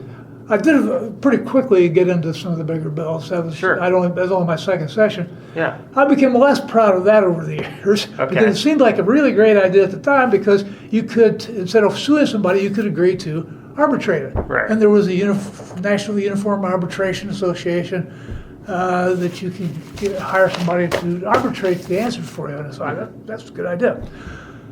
But what's been happening recently is that corporations have been putting that in the fine print of your business deals with consumers, that you won't sue them if you'll go to arbitration. Yeah. Where they have a big advantage. Yeah. And you can't get anybody the necessary number of people together for a class action. Where somebody just been damaged for $100, you can't afford to sue. You can still sue. That doesn't, the Uniform Arbitration Act doesn't stop you from suing. But if you can only sue for $100, you're not going to do that. No lawyer would take your case. But now the big companies like the credit card companies, you look at the fine print, you'll see that you have agreed to arbitrate any disputes that you have with your credit card company or your bank or anybody else, and they use that. You can't sue them anymore. Even individually, as I said, it's hard to sue them for $100. Yeah. And so I've become less proud of that one. Maybe I shouldn't even have mentioned it, but that's part of my history. Okay. Well, that's like Then in 1975, I created what I called the county court. Okay. We had just abolished justices of the peace. Uh-huh. I don't know if you've even heard of them, but they used to be small town justice. Okay. If you got a traffic ticket, you go to your local JP, or if you wanted to sue somebody for $100, you could afford to sue them for $100 back then. Go to the JP. But these were not lawyers. These were just the person who lived across the street from me. Yeah. Who used to be in, I think, the dry cleaning business. Yeah. Became a JP. So we said, so the legislature agreed to abolish them. Right. But we didn't know what we would do with these smaller criminal and civil cases. So I spent a whole summer writing a big, thick bill to create a new court, which I called the county court, which would handle small claims, no lawyers. Yeah. You didn't have to have a lawyer. We eliminated almost all the rules of evidence. That's how it was done. You could just put anything in the evidence that you wanted to. Right. And if the other lawyer objected, he was out of luck. Yeah. And that worked pretty well. And then, there were I don't know how many of those were created, 50 or 60 around the state to take the place of the JPs. And then the judges, the House Ways and Means Committee made a mistake. They paid them less than they paid the judges of the circuit and superior courts. Okay. Enough, I don't know what it was, $20,000 less. Yeah. And that was noticed by the judges of the county courts. So what they did was, they went to their local legislator and they said, why don't you change our county court into a superior court? And the local legislator said, I don't care. Yeah. They wanted to, so slowly they were being eliminated and changed into superior courts. Well, and eventually you never heard of them because they're all gone now. They all became superior courts. But what I made sure happened on the way was that they retained a small claims calendar with the same rules. The person could just walk in and sue for a small amount of money. I wouldn't recommend suing a credit card company. Well, yes, that's not a small one. Yeah. Yeah, you're going to have a big, expensive lawyer come in and squish you. Yeah. But on the other hand, if you wanted to sue the local grocery or something, you could do that. Sure. And vice versa. And the county then also made sure to keep the misdemeanor jurisdiction with the new superior courts. There's the old superior courts who have full jurisdiction. So old circuit and the old superior courts who handle all misdemeanors and all civil and all probate and things like that. But the ones who switch from county court to superior court just have the small civil claims and the small criminal claims like misdemeanors. And I think they take one low level of felons. So that remains. It's in a different form and without the name of county court. Interesting, yeah. Then I passed, with 1977, I passed one bill that saved cities from bankruptcy. Now what happened it involved the police and fire pension programs. They had really super generous pension programs. After 20 years, you could retire and begin immediately receiving a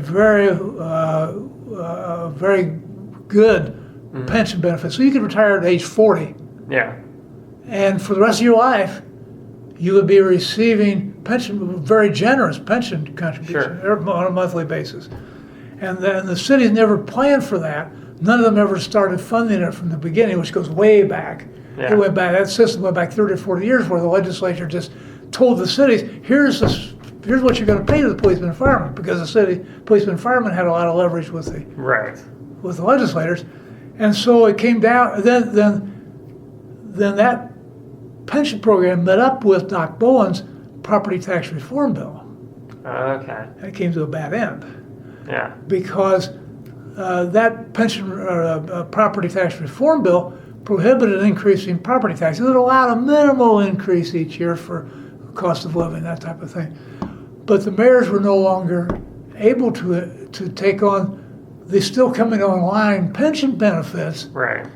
And they said, the hell, we can't increase the property tax. They used to be able to just go in and increase the property tax to pay the policemen and firemen pension benefits. Yeah. Couldn't do that anymore.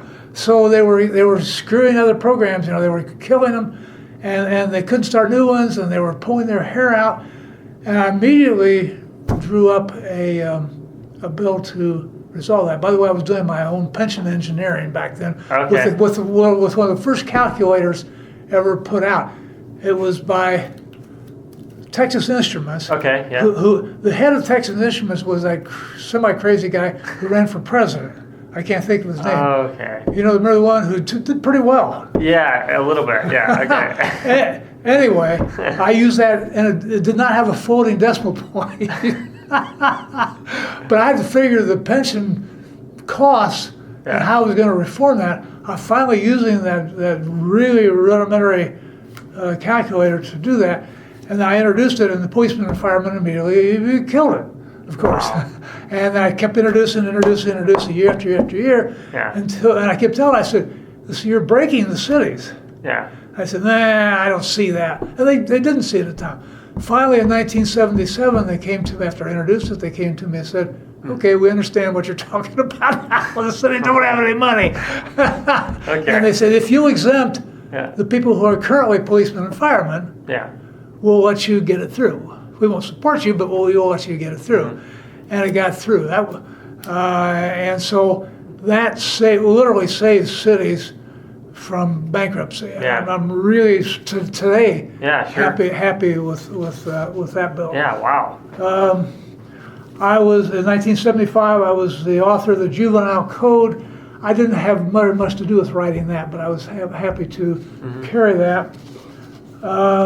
In 1984, I came up with the thought that, we ought to be doing more remediation of our kids in public schools who weren't doing well. Mm-hmm. And there was no way, they weren't doing it. They just simply weren't doing it. They were just either holding them back a year or more than likely passing them forward without. Right. And so I came up with a bill that I called Testing and Remediation, which did that. It tested everybody and found out who the worst kids were who were doing the worst. Mm-hmm. And I talked to the superintendent of public instruction to get the number off that. And he said, well, it ought to be about the bottom 10 or 15%. And then the state would provide money for remediation, usually in the summer. They'd have to go to school and get caught up. And that was just a great law, and that's all it was intended to do. Mm-hmm. And then Bob Orr discovered it, and he said, in fact, he ran on it for re-election one time as if it was his own bill, and I didn't mind. I liked him. But then he changed it. He started calling that I-STEP. Okay. And that's the one that had become infamous. And I don't tell people that anymore, that I started I-STEP. Because the legislature, after my time, started using that to grade not just students, but teachers and whole school systems and individual schools. And that's still in the headlines today. Oh, wow. They're still fighting over that because they call it a different name now than I-STEP. Yeah. It just changed because the last round of testing showed that a lot of schools failed. And suddenly, a lot of schools failed, including schools in my district. And I can't have that. So just they're in the process right now of changing that to say, wait a minute, we're not going to fail any school systems or any teacher because of the results of that test. We're going to look at it for a year or two. But anyway, I was really proud of my initial effort And it's still being used for that. The kids Yeah. are still the lower part of the kids are still being taken aside, and the state gives them some money to do remediation. Yeah. And so I'm still happy with that part of it. Okay. Sure. I was in 1973, I was the sponsor of the Endangered Species Law. Oh, okay. Frank O'Bannon sent that over to me. He was governor. Interesting. He was governor for quite a while. Yeah. He went on to become governor, but when Yeah. he was a state senator, he said, "Ray, I got this interesting bill," and I said, "Let me read it." And I said, "Okay, that sounds like a good thing to do." Mm-hmm. It kind of matches up. You might not even know, and there's a state endangered species law as well as a federal endangered species law. Right. So I didn't write that one either, but I read it carefully and I liked it. Yeah. Okay. Then in 1974, I'm kind of jumping around here. Sorry. That's okay. No, that's In fine. 1974, I carried the ethics law. Okay. That didn't work so well Yeah. because we couldn't regulate money and campaign contributions. Yeah. And it's never going to work until we can, but the Supreme Court, as you know, has put a big, huge obstacle in front of that. Yeah. But I passed it, and we required them to report. That was the reporting law. Mm-hmm. They had to report where they got money and who they got it from, that Right. type of thing. So at least people could look and see where they were getting money from. Then in 1978, I passed a plea bargaining law. Prosecutors used to take cases, but most cases in most jurisdictions are plea bargained out. Maybe 90% of them. No, less than 10% of them actually go to trial. They're almost all plea bargains. Right. And they would just reach a deal with the defendant, and that was, they go to the judge and say, "We got it worked out," and the defendant would have to obey the agreed upon. He'd go to jail for a year instead of the 5 years that he was worried about. Yeah. The victims were never consulted, and they were mad. Oh, yeah. Sure. Yeah. So I passed a law that said the prosecutor has to notify the victim Yeah. and talk with them. Yeah. The victim could never just make final disposition. The Right. prosecutor still has the authority, and Sure. he has to make the final plea bargain. But he had to listen to the Right. victim Yeah. and see what they had to say before the Yeah. plea bargain was put into effect. Yeah. Then let me just throw out one more. That's the Okay. 1984. This was a part of the sunset evaluation process. We had a fire marshal's office, and then we had the ABC office, the Administrative Building Council. And both of them, among other things, had a building code. Fire marshal had a building code, and the Administrative Building Council had a building code. But they didn't always match. Okay. Yeah. And so you can either follow one or the other. In some cases, they work together a lot. So when the Sunset Committee went through that area, I said, "Whoa, we got to do something about that." I mean, Sure. There's no point. There's no point in having a separate. Each has their own separate commission. There was the Fire Marshal Commission and the Administrative Building Council Right. Commission. And so what I finally decided ought to be done is that you abolish both and combine them into one commission to serve both the fire marshal and the building people. Yeah. And then to top it off, I abolished all of their rules. All of Okay. them. Yeah. Effective in 2 years. So they had the 2-year period to get together, to get to know each other and work on new rules. And therefore I figured to get one joint commission, they would get together and they wouldn't make rules that contradicted each other. Or at least if they did, they'd catch it and they'd change it. So they did that, it worked. And I got a great big plaque for that. I got a huge plaque with a piece of the USS Indianapolis from it on it. Oh, wow, okay. From the people, from the administrator after that. And so that solved a lot of problems, and I was really happy with that one. So Yeah. that's the top 10 or 12. No, that's good. That's very useful and interesting. So that's great. Thanks for bringing that. Let's see. I'm seeing here what we haven't covered yet. Was there a moment where you had to overcome, I guess, a really big hurdle or something during your time in the legislature? Maybe you already mentioned a little bit about that. I'm not sure, but Little adversarial conditions, well, there was a time I had to decide if I wanted to go to this isn't going to sound right, to the Senate. Okay. Our state senator wasn't going to run again, yeah, and I had to decide whether I wanted to be a senator. And I explained earlier there was a lot of advantages that way because of the directions that the bills Sure. pass, and there's fewer senators than there are House members. But I had a long talk with some senators about that, and they said, well, you lose your entire seniority. Yeah. It's like you're a real rookie if you come over to the Senate. Yeah. And you get to choose your seat last. It's not some necessarily big things, but committee chairmanships. The Senate has been really sticklers about observing seniority for committee chairmanships. The Yeah. House never has. They just pick the best people for them. Yeah. And so they said, you're not going to have a committee chairmanship for a while, and the seniority hurts in a lot of ways. So I decided not to do it. I felt I was able to be effective in the House. I've been there a long time. I knew how the system worked. I knew the people. I knew senators, and so I figured out I was getting along okay where I was. Yeah. So Okay. I stayed, but there wasn't any big. There weren't any really highs or lows or anything where I thought I'd change, drastically change directions or anything. Okay, sure. In your opinion, what is the most important work of the Indiana General Assembly? Well, it's changed over the years. Yeah. This is going to sound put downish, and it is. That's okay. It's to stay out of trouble Yeah. and not do something that people were sorry about later. Because they seem to be doing more things that people disapprove of than approve of. I really shouldn't say that because there are some good things. There's a lot of necessary things they do, like the budget. Sure.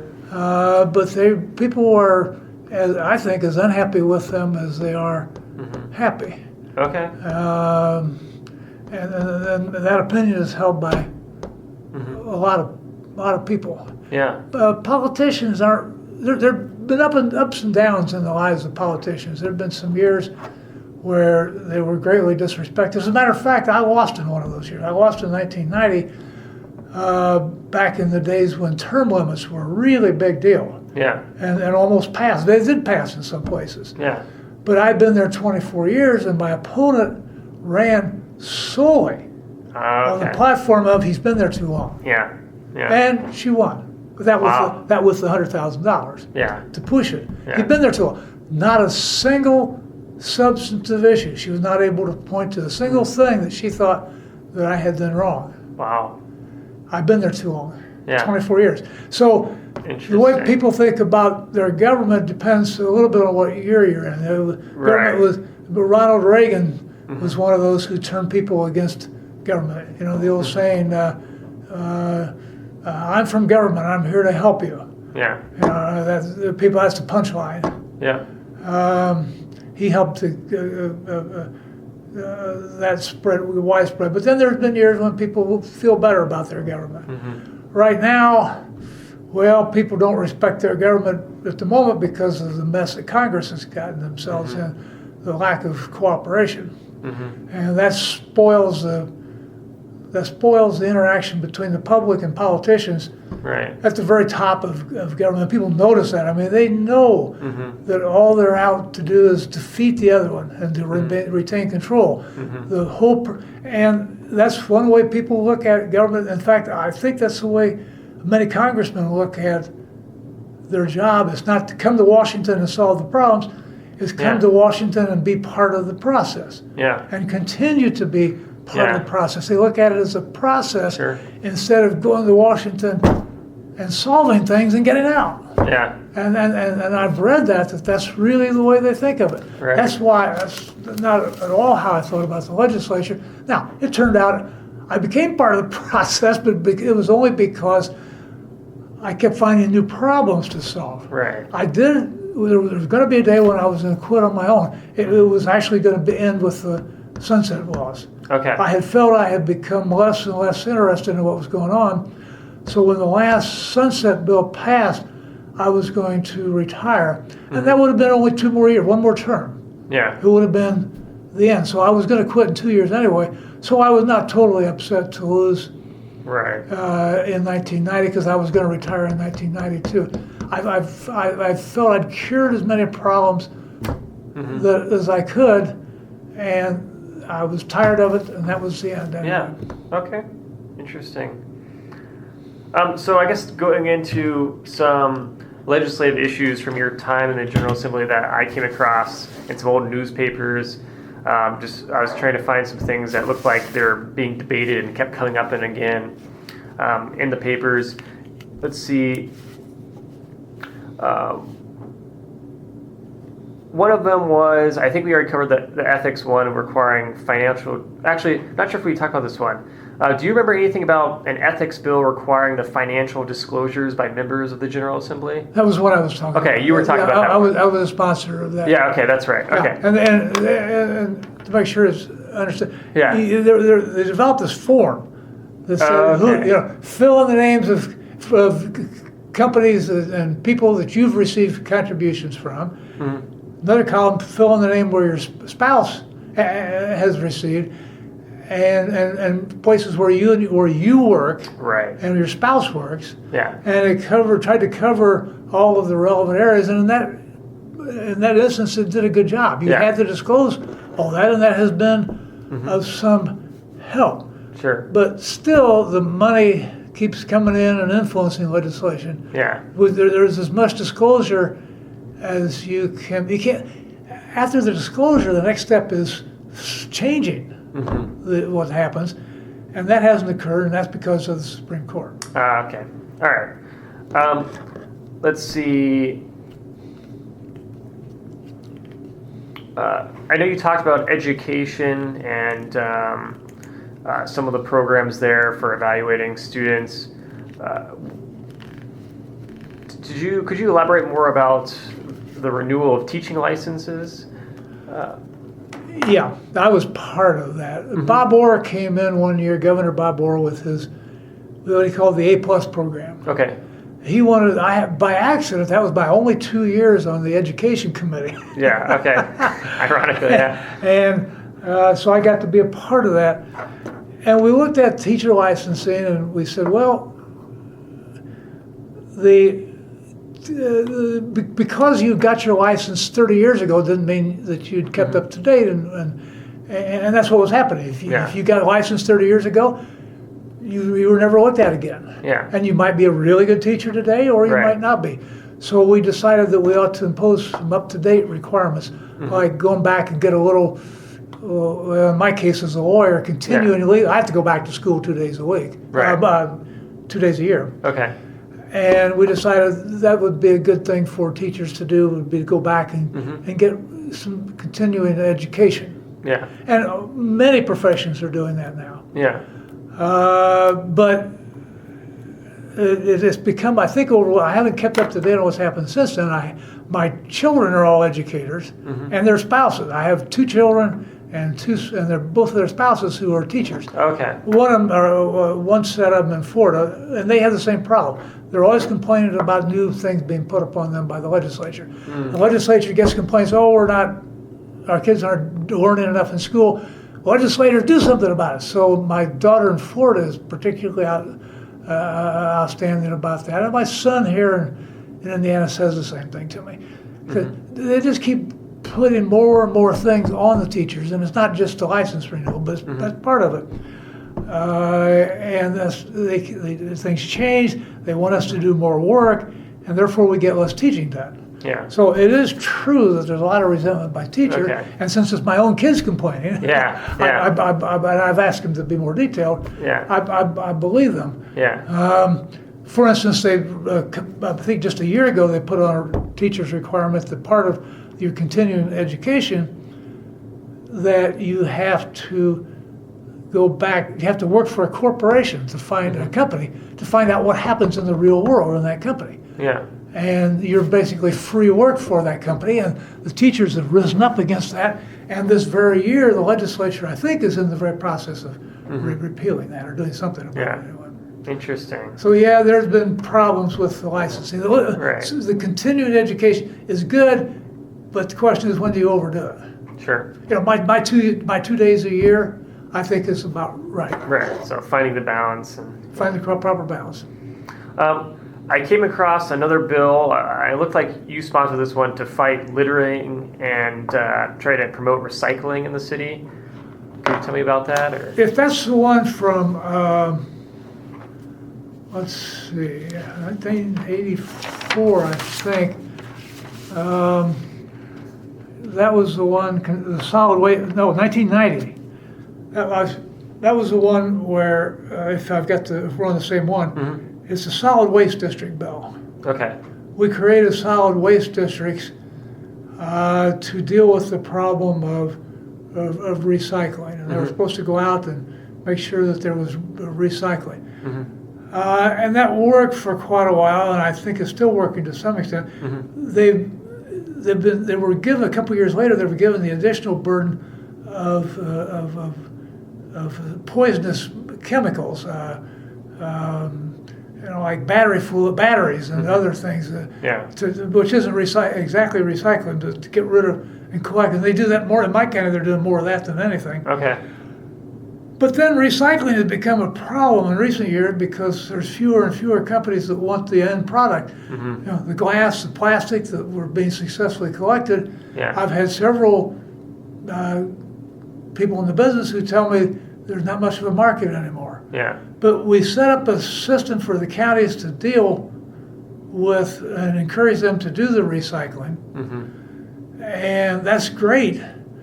But now we have to, and now that China has stepped in and refused to accept some of our end result recycling, it's become even more of a problem to properly use the materials. Sure. There's got to be a solution to that. Somebody's got to come up with some kind of way, Yeah. not just to collect recyclables, but to do something useful with them. Yeah, sure.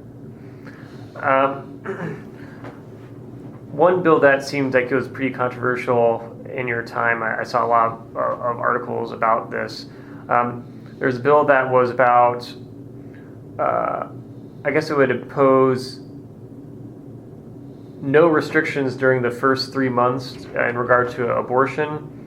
And do you remember much about that, or some of the debates going on? I can give you the history. I was here for the complete history of abortion. Okay. Yeah. The Supreme Court in Roe versus Wade decided that in most cases there was not going to be any limits on abortion, and that all laws in every state of any degree having to do anything with abortion were void. Okay. So there was no restrictions on abortion. Okay. Yeah. Wish I could remember the year of Roe versus Wade. Yeah. Maybe it was 1973. Yes, sounds about right. It's somewhere around there. So I had a bill in conference committee that my fellow conferees were making clear to me wasn't going anyplace. Yeah.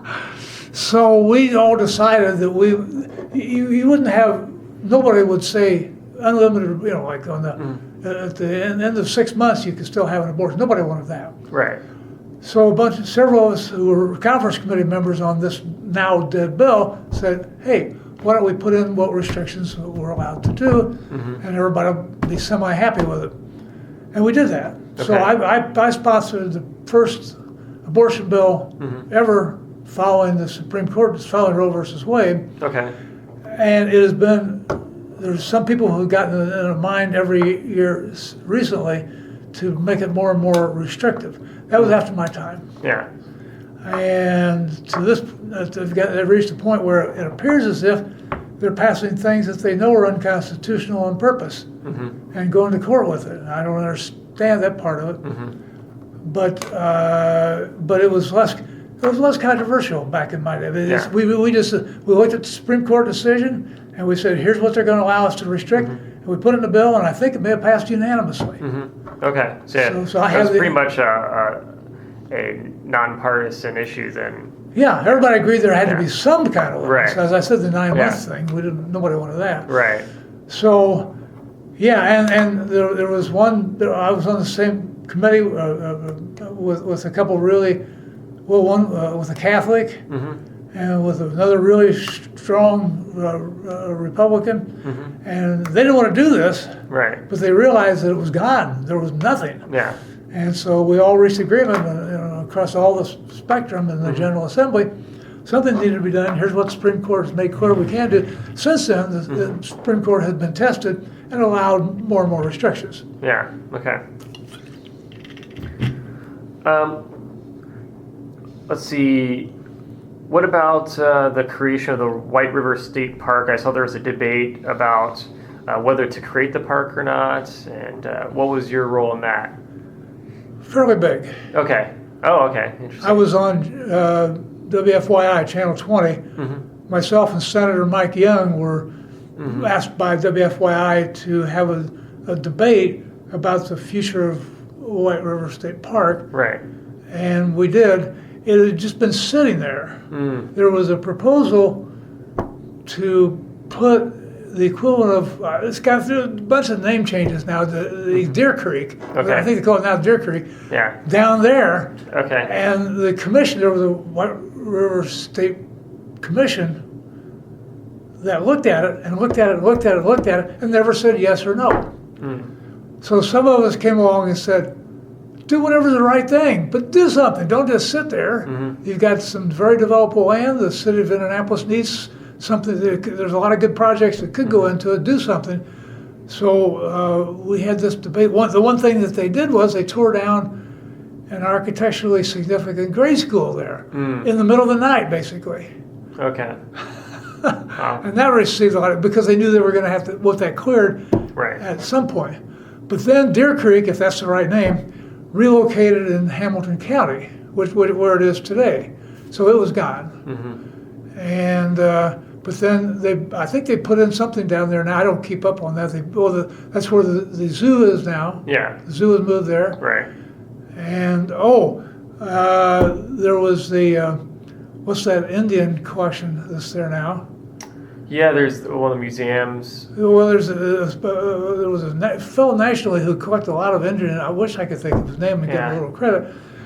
After we've been through, he wanted to go donate his Indian collection to the state, and Bob Orr called me up and said, Ray, would you come down? He said, you've been opposed. Oh, I've had a problem with the Indiana State Museum, which they wanted to build, and I was opposed to the way they wanted to do it. And he said, Ray, we got this free museum going to be built by somebody else on this land. They said, do you have any objections to that? And I said, I think he expected me to object. And I said, no, as long as somebody else is paying for it, we'll give them the land. Sure. So he said, oh, thanks, and went out to, but yeah, I fought Larry Borst on that. He wanted not only pari-mutuel betting, but he wanted a new state museum. And I looked at what was in the current state museum, which was an old city hall, and I said, Larry, you walk in that state museum building, and you go ooh and ah, but you're ooh and ahing the building. It's a significant architectural building, and I said, if you look at the exhibits themselves, they're nothing. They're nothing. I said, I'm not going to agree to put lots of millions of dollars into a new building and then not have much in it. But then as soon as I left the legislature, where I got the bill passed, and they've got better exhibits in it now. Okay. Yeah. So it was good that it was delayed. Right. So things have changed. Yeah. Yep. Circumstances. Let's see. I guess another legislative issue that it looked like was going on at the time was regarding, I guess, the busing legislation. Do you remember much about that, or? Well, that was not, the legislature couldn't do anything about that. I guess there's mostly like a recommendation to Congress, it looked like. Well, there was a judge here, a federal judge whose name should pop to my mind, who decided that children should be bused to equalize race in schools. Yeah. And people didn't, a lot of people didn't like that. Okay. And so, but the legislature couldn't do anything about that. But a lot of those people were the ones who ended up moving into my county, Hancock County, which I explained to you earlier. Yeah. Suddenly had a lot of people. Yeah. So that's how they got around the busing. So there were people on both sides. Some of them said it's a good thing to integrate, and other people said that's fine, but they're taking the bus to school that's a long way away. Yeah. So that was a problem that was never addressed by the General Assembly because we couldn't. The federal judge was saying that there was a federal constitutional right that people had to be bused and to attend integrated schools. So the state could only just offer the recommendation, and that was about it. There were some individual legislators that spoke out, but okay. So now turning towards life after the Indiana General Assembly, how would you overall summarize your time as a state legislator? Well, I look back and figured it was a really hard time, lots and lots of work, but I was pleased with the results, so I was happy. But I knew that I couldn't sit there and do nothing for the rest of my life. Yeah. So I said, what would I like to do now? And I found one of the things that was available was you could be a citizen and run for a graduate of Indiana University and run for the IU Board of Trustees. So I did. Okay. And I ran on issues. Yeah. And I listed 10 things that I thought could be looked at and improved by the Board of Trustees about IU. And I ran against an incumbent who just said, IU's a great place. I'm proud to be an incumbent trustee. Please reelect me. Right. Well, I won. Okay. And I won several more times, spending 9 years there. My interest really was in undergraduate education, because the one thing that I knew was that the graduate education was strongly favored by the administration, and not just at IU, but everywhere, Yeah. all universities. Graduate education, and therefore the professors spent their time teaching graduate students and professional schools like law school and medicine, and that undergraduates were being shorted. Okay. They were getting leftovers. They were getting the graduate students who had to earn a living to remain in graduate school. They were teaching Yes. the undergraduates, Right. or in some cases, a full professor would teach a class of 200, and then they would break up into smaller classes with graduate students, explaining to them what they were just told by the full professor. And so that's what I was interested in, and that's what I worked on. And I was successful. The one thing I did after I got to know people, and after I was able to get a new president of the university who was sympathetic, and I was able to go to the individual chancellors of all of IU's campuses in different cities, and we're spread all over everywhere, from New Albany to Gary to Richmond to Kokomo to Fort Wayne and IUPUI, of course. Yeah. I was able to go to them for the big deal. I had found their graduation rates, and on every campus, in every case, their graduation rate was in the low 20 percentiles. Okay. Interesting. And I said to them, look, why do we even have this IU campus? Yeah. Why are you in existence? Why don't we get rid of you all? You're not doing a good 20-some% are graduating. And they just sat back and looked at me and said, well, maybe you have a point. So what they did, not me, I didn't come up with programs. I just inspired them to come up with mostly tuition, the remediation programs. Right. And they did that. They did it in lots of ways. They would, particularly the freshman math, which at IU everybody had to pass. They said to me, that's where most of the students, even at Bloomington, failed, who dropped out of school. They couldn't do the math. So they did a couple of things. Number one, they took a one-semester course, and at the student's choice, they could enlarge it to a year. Right. There would be a student who'd taken that course who would sit in, and at the end of the class, he'd raise his hand and he would say, hey, if you get any questions, that's what I'm here for. Come see me. Yeah. There was, the kids were being taught in their dorms. There were things on TV screens that would teach them. And the main courses of residence hall, there were lots and lots of things and these are the chancellors, not me, that came up with the idea. But they were I forced them to come up with answers, and they did. And the IUPUI graduation rate, which wasn't much above 20%, went to 40%. Okay. Yeah. It worked. Yeah. And it's gone up since then, after I left.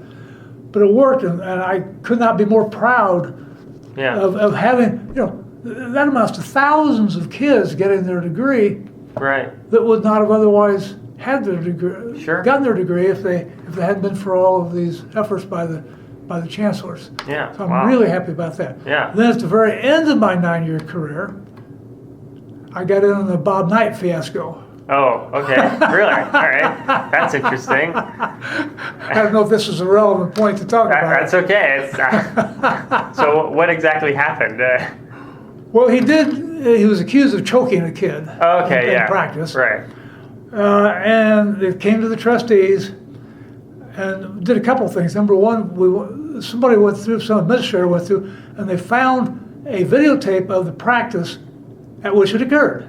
Because we could see it. It wasn't some basketball player saying, I got choked, and Knight saying, no, I didn't do it. We could see it. It was a very mild, he just kind of grabbed him around the shoulder, neckish area, and said, hey, you need to do this differently.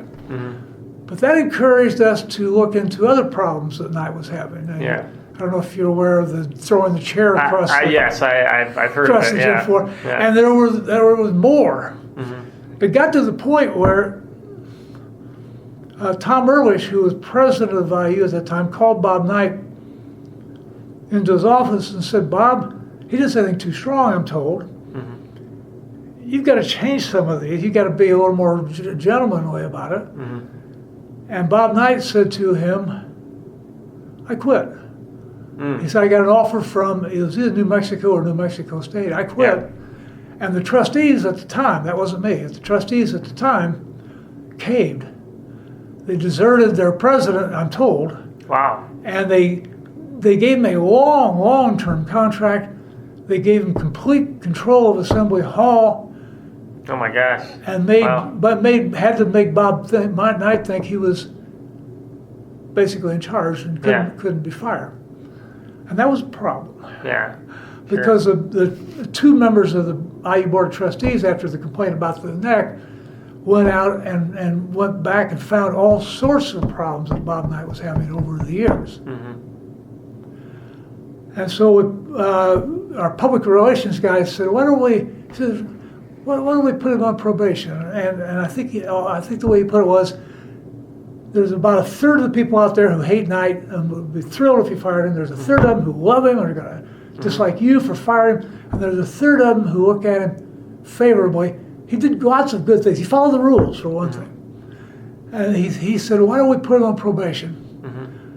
And so we did. Yeah.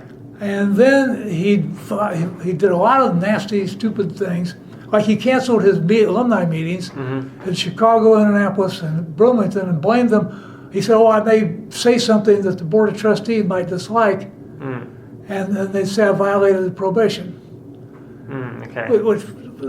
And so he really ended up getting fired because of those things like that than actually doing anything wrong. Wow. So he did go up and he grabbed some kid by the arm, and some kid had said, hey, Knight, what do you think of? And Knight grabbed him by the arm and said, you can call me Coach, but Okay. or Mr. Knight. Wow. So anyway, the next time I ran for election, I don't know if it had anything to do with it, but I did not get reelected. Okay. Fair enough. Yeah. Wow. Okay. We went astray. Yeah. Let's see. What is your favorite story or anecdote from your time as a legislator?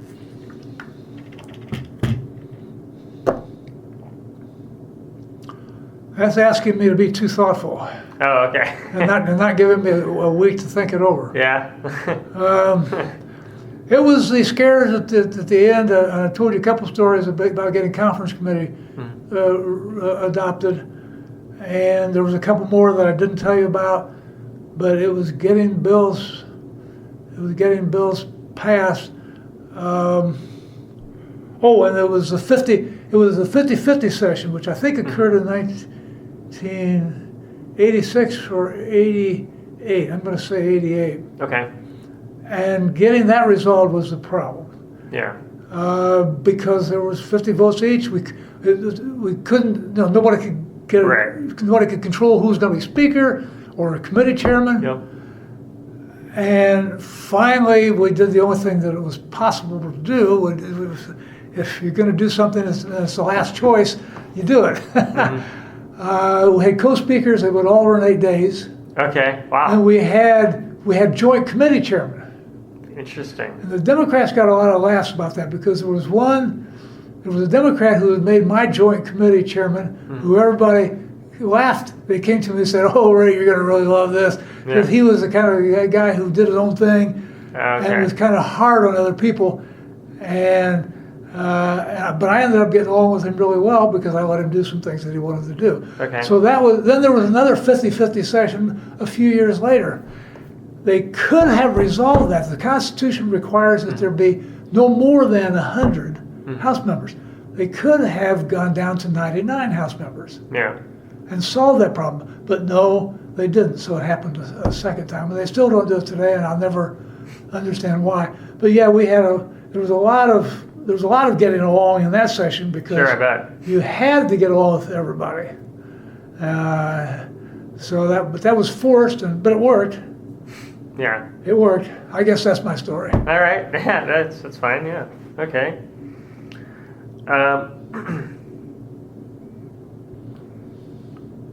Do you have any regrets as a legislator? I wish I'd have found a way to defeat the lottery and pari-mutuel betting is all, but that was a steamroller coming down the pike after the voters approved it in a referendum. Right. Okay. What lessons, if any, did you learn from your experiences? Not to have an enemies list. Yeah. Okay. And that's paid dividends everywhere. I survived 50 years as county attorney afterwards because I tried to get along with everybody, even though I had some strong opinions. Right. And so that was the biggest thing I learned out of the whole process. Don't be Nixon. Yeah. Okay. What advice would you give to future legislators or even current legislators?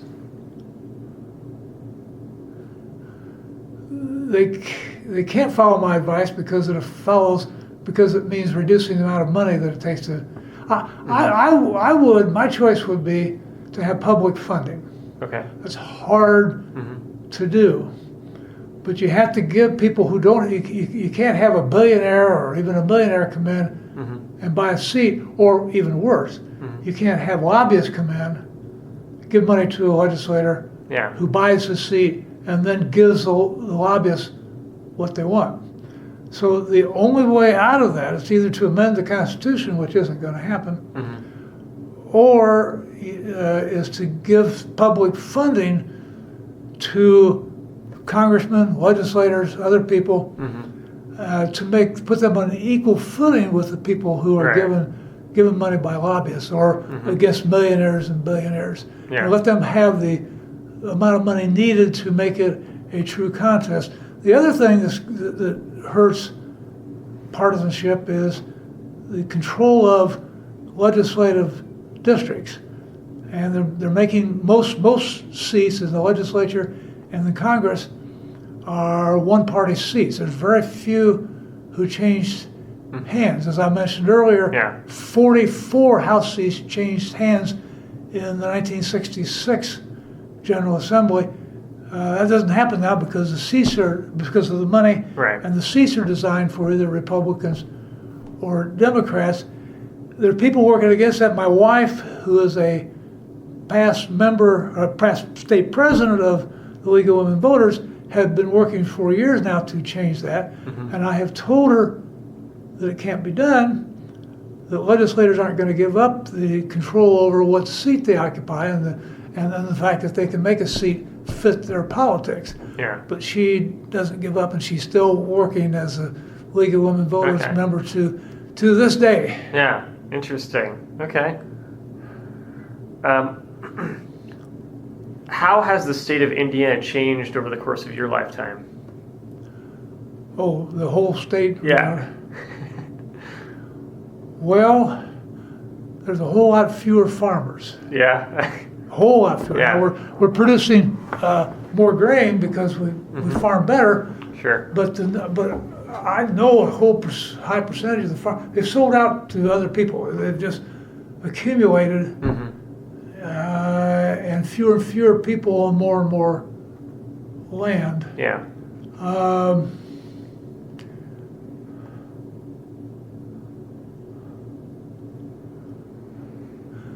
Government has been, in many ways, is one of the things that hasn't changed. Okay. There was an effort made here a few years ago to eliminate township trustees, which didn't go anyplace because all the township trustees, and there's a little over 1,000 of them, came to their legislators and said, don't eliminate my position. Yeah. And the legislator didn't really much care either way, so he's got more than one person beating on him. He got a bunch of local township trustees saying, don't eliminate my job, and they didn't. Township trustees used to be important, more important than they are now. They do very little now. They do a little poor relief. They will put up a fence between neighbors if the neighbors can't agree. Right. That doesn't happen very often. Yeah. The General Assembly changed in the way we discussed before, that they meet every year. The governor can be reelected one time.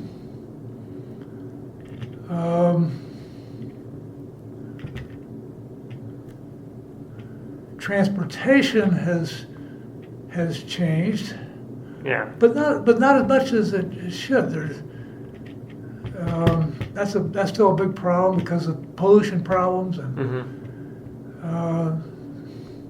that needs to change, but it hasn't changed, and it's hard to change. Sure. We're changing more and more from coal electric plants to gas electric plants, but that isn't the end solution. Gas still produces H2O. So I find a lot of things very much the same as they were when I was young. It's warmer. It really is warmer. As I said earlier, I was born and raised in Logansport, which is a little farther north. I remember spending my winters in snow and on ice. Yeah. And that didn't happen now. Yeah. That didn't happen. I spent, we would grab on to the rear fenders of cars and they'd pull us down streets on our sleds. Wow. And I remember driving on ice and snow. There was just so much more snow back then. Yeah. Our winters are really light now. Yeah. And of course, everybody knows there's a reason for that. Yeah. But it's not being properly addressed. And I think we're going to come to a bad end because we're not addressing that problem. Yeah. How has politics changed in the state of Indiana? Money. Yeah. It's all money.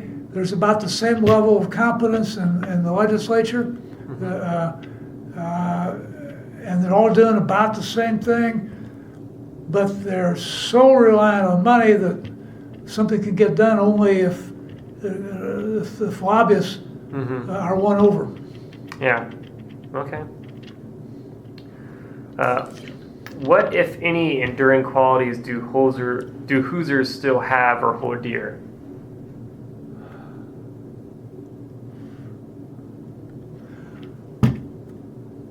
One of the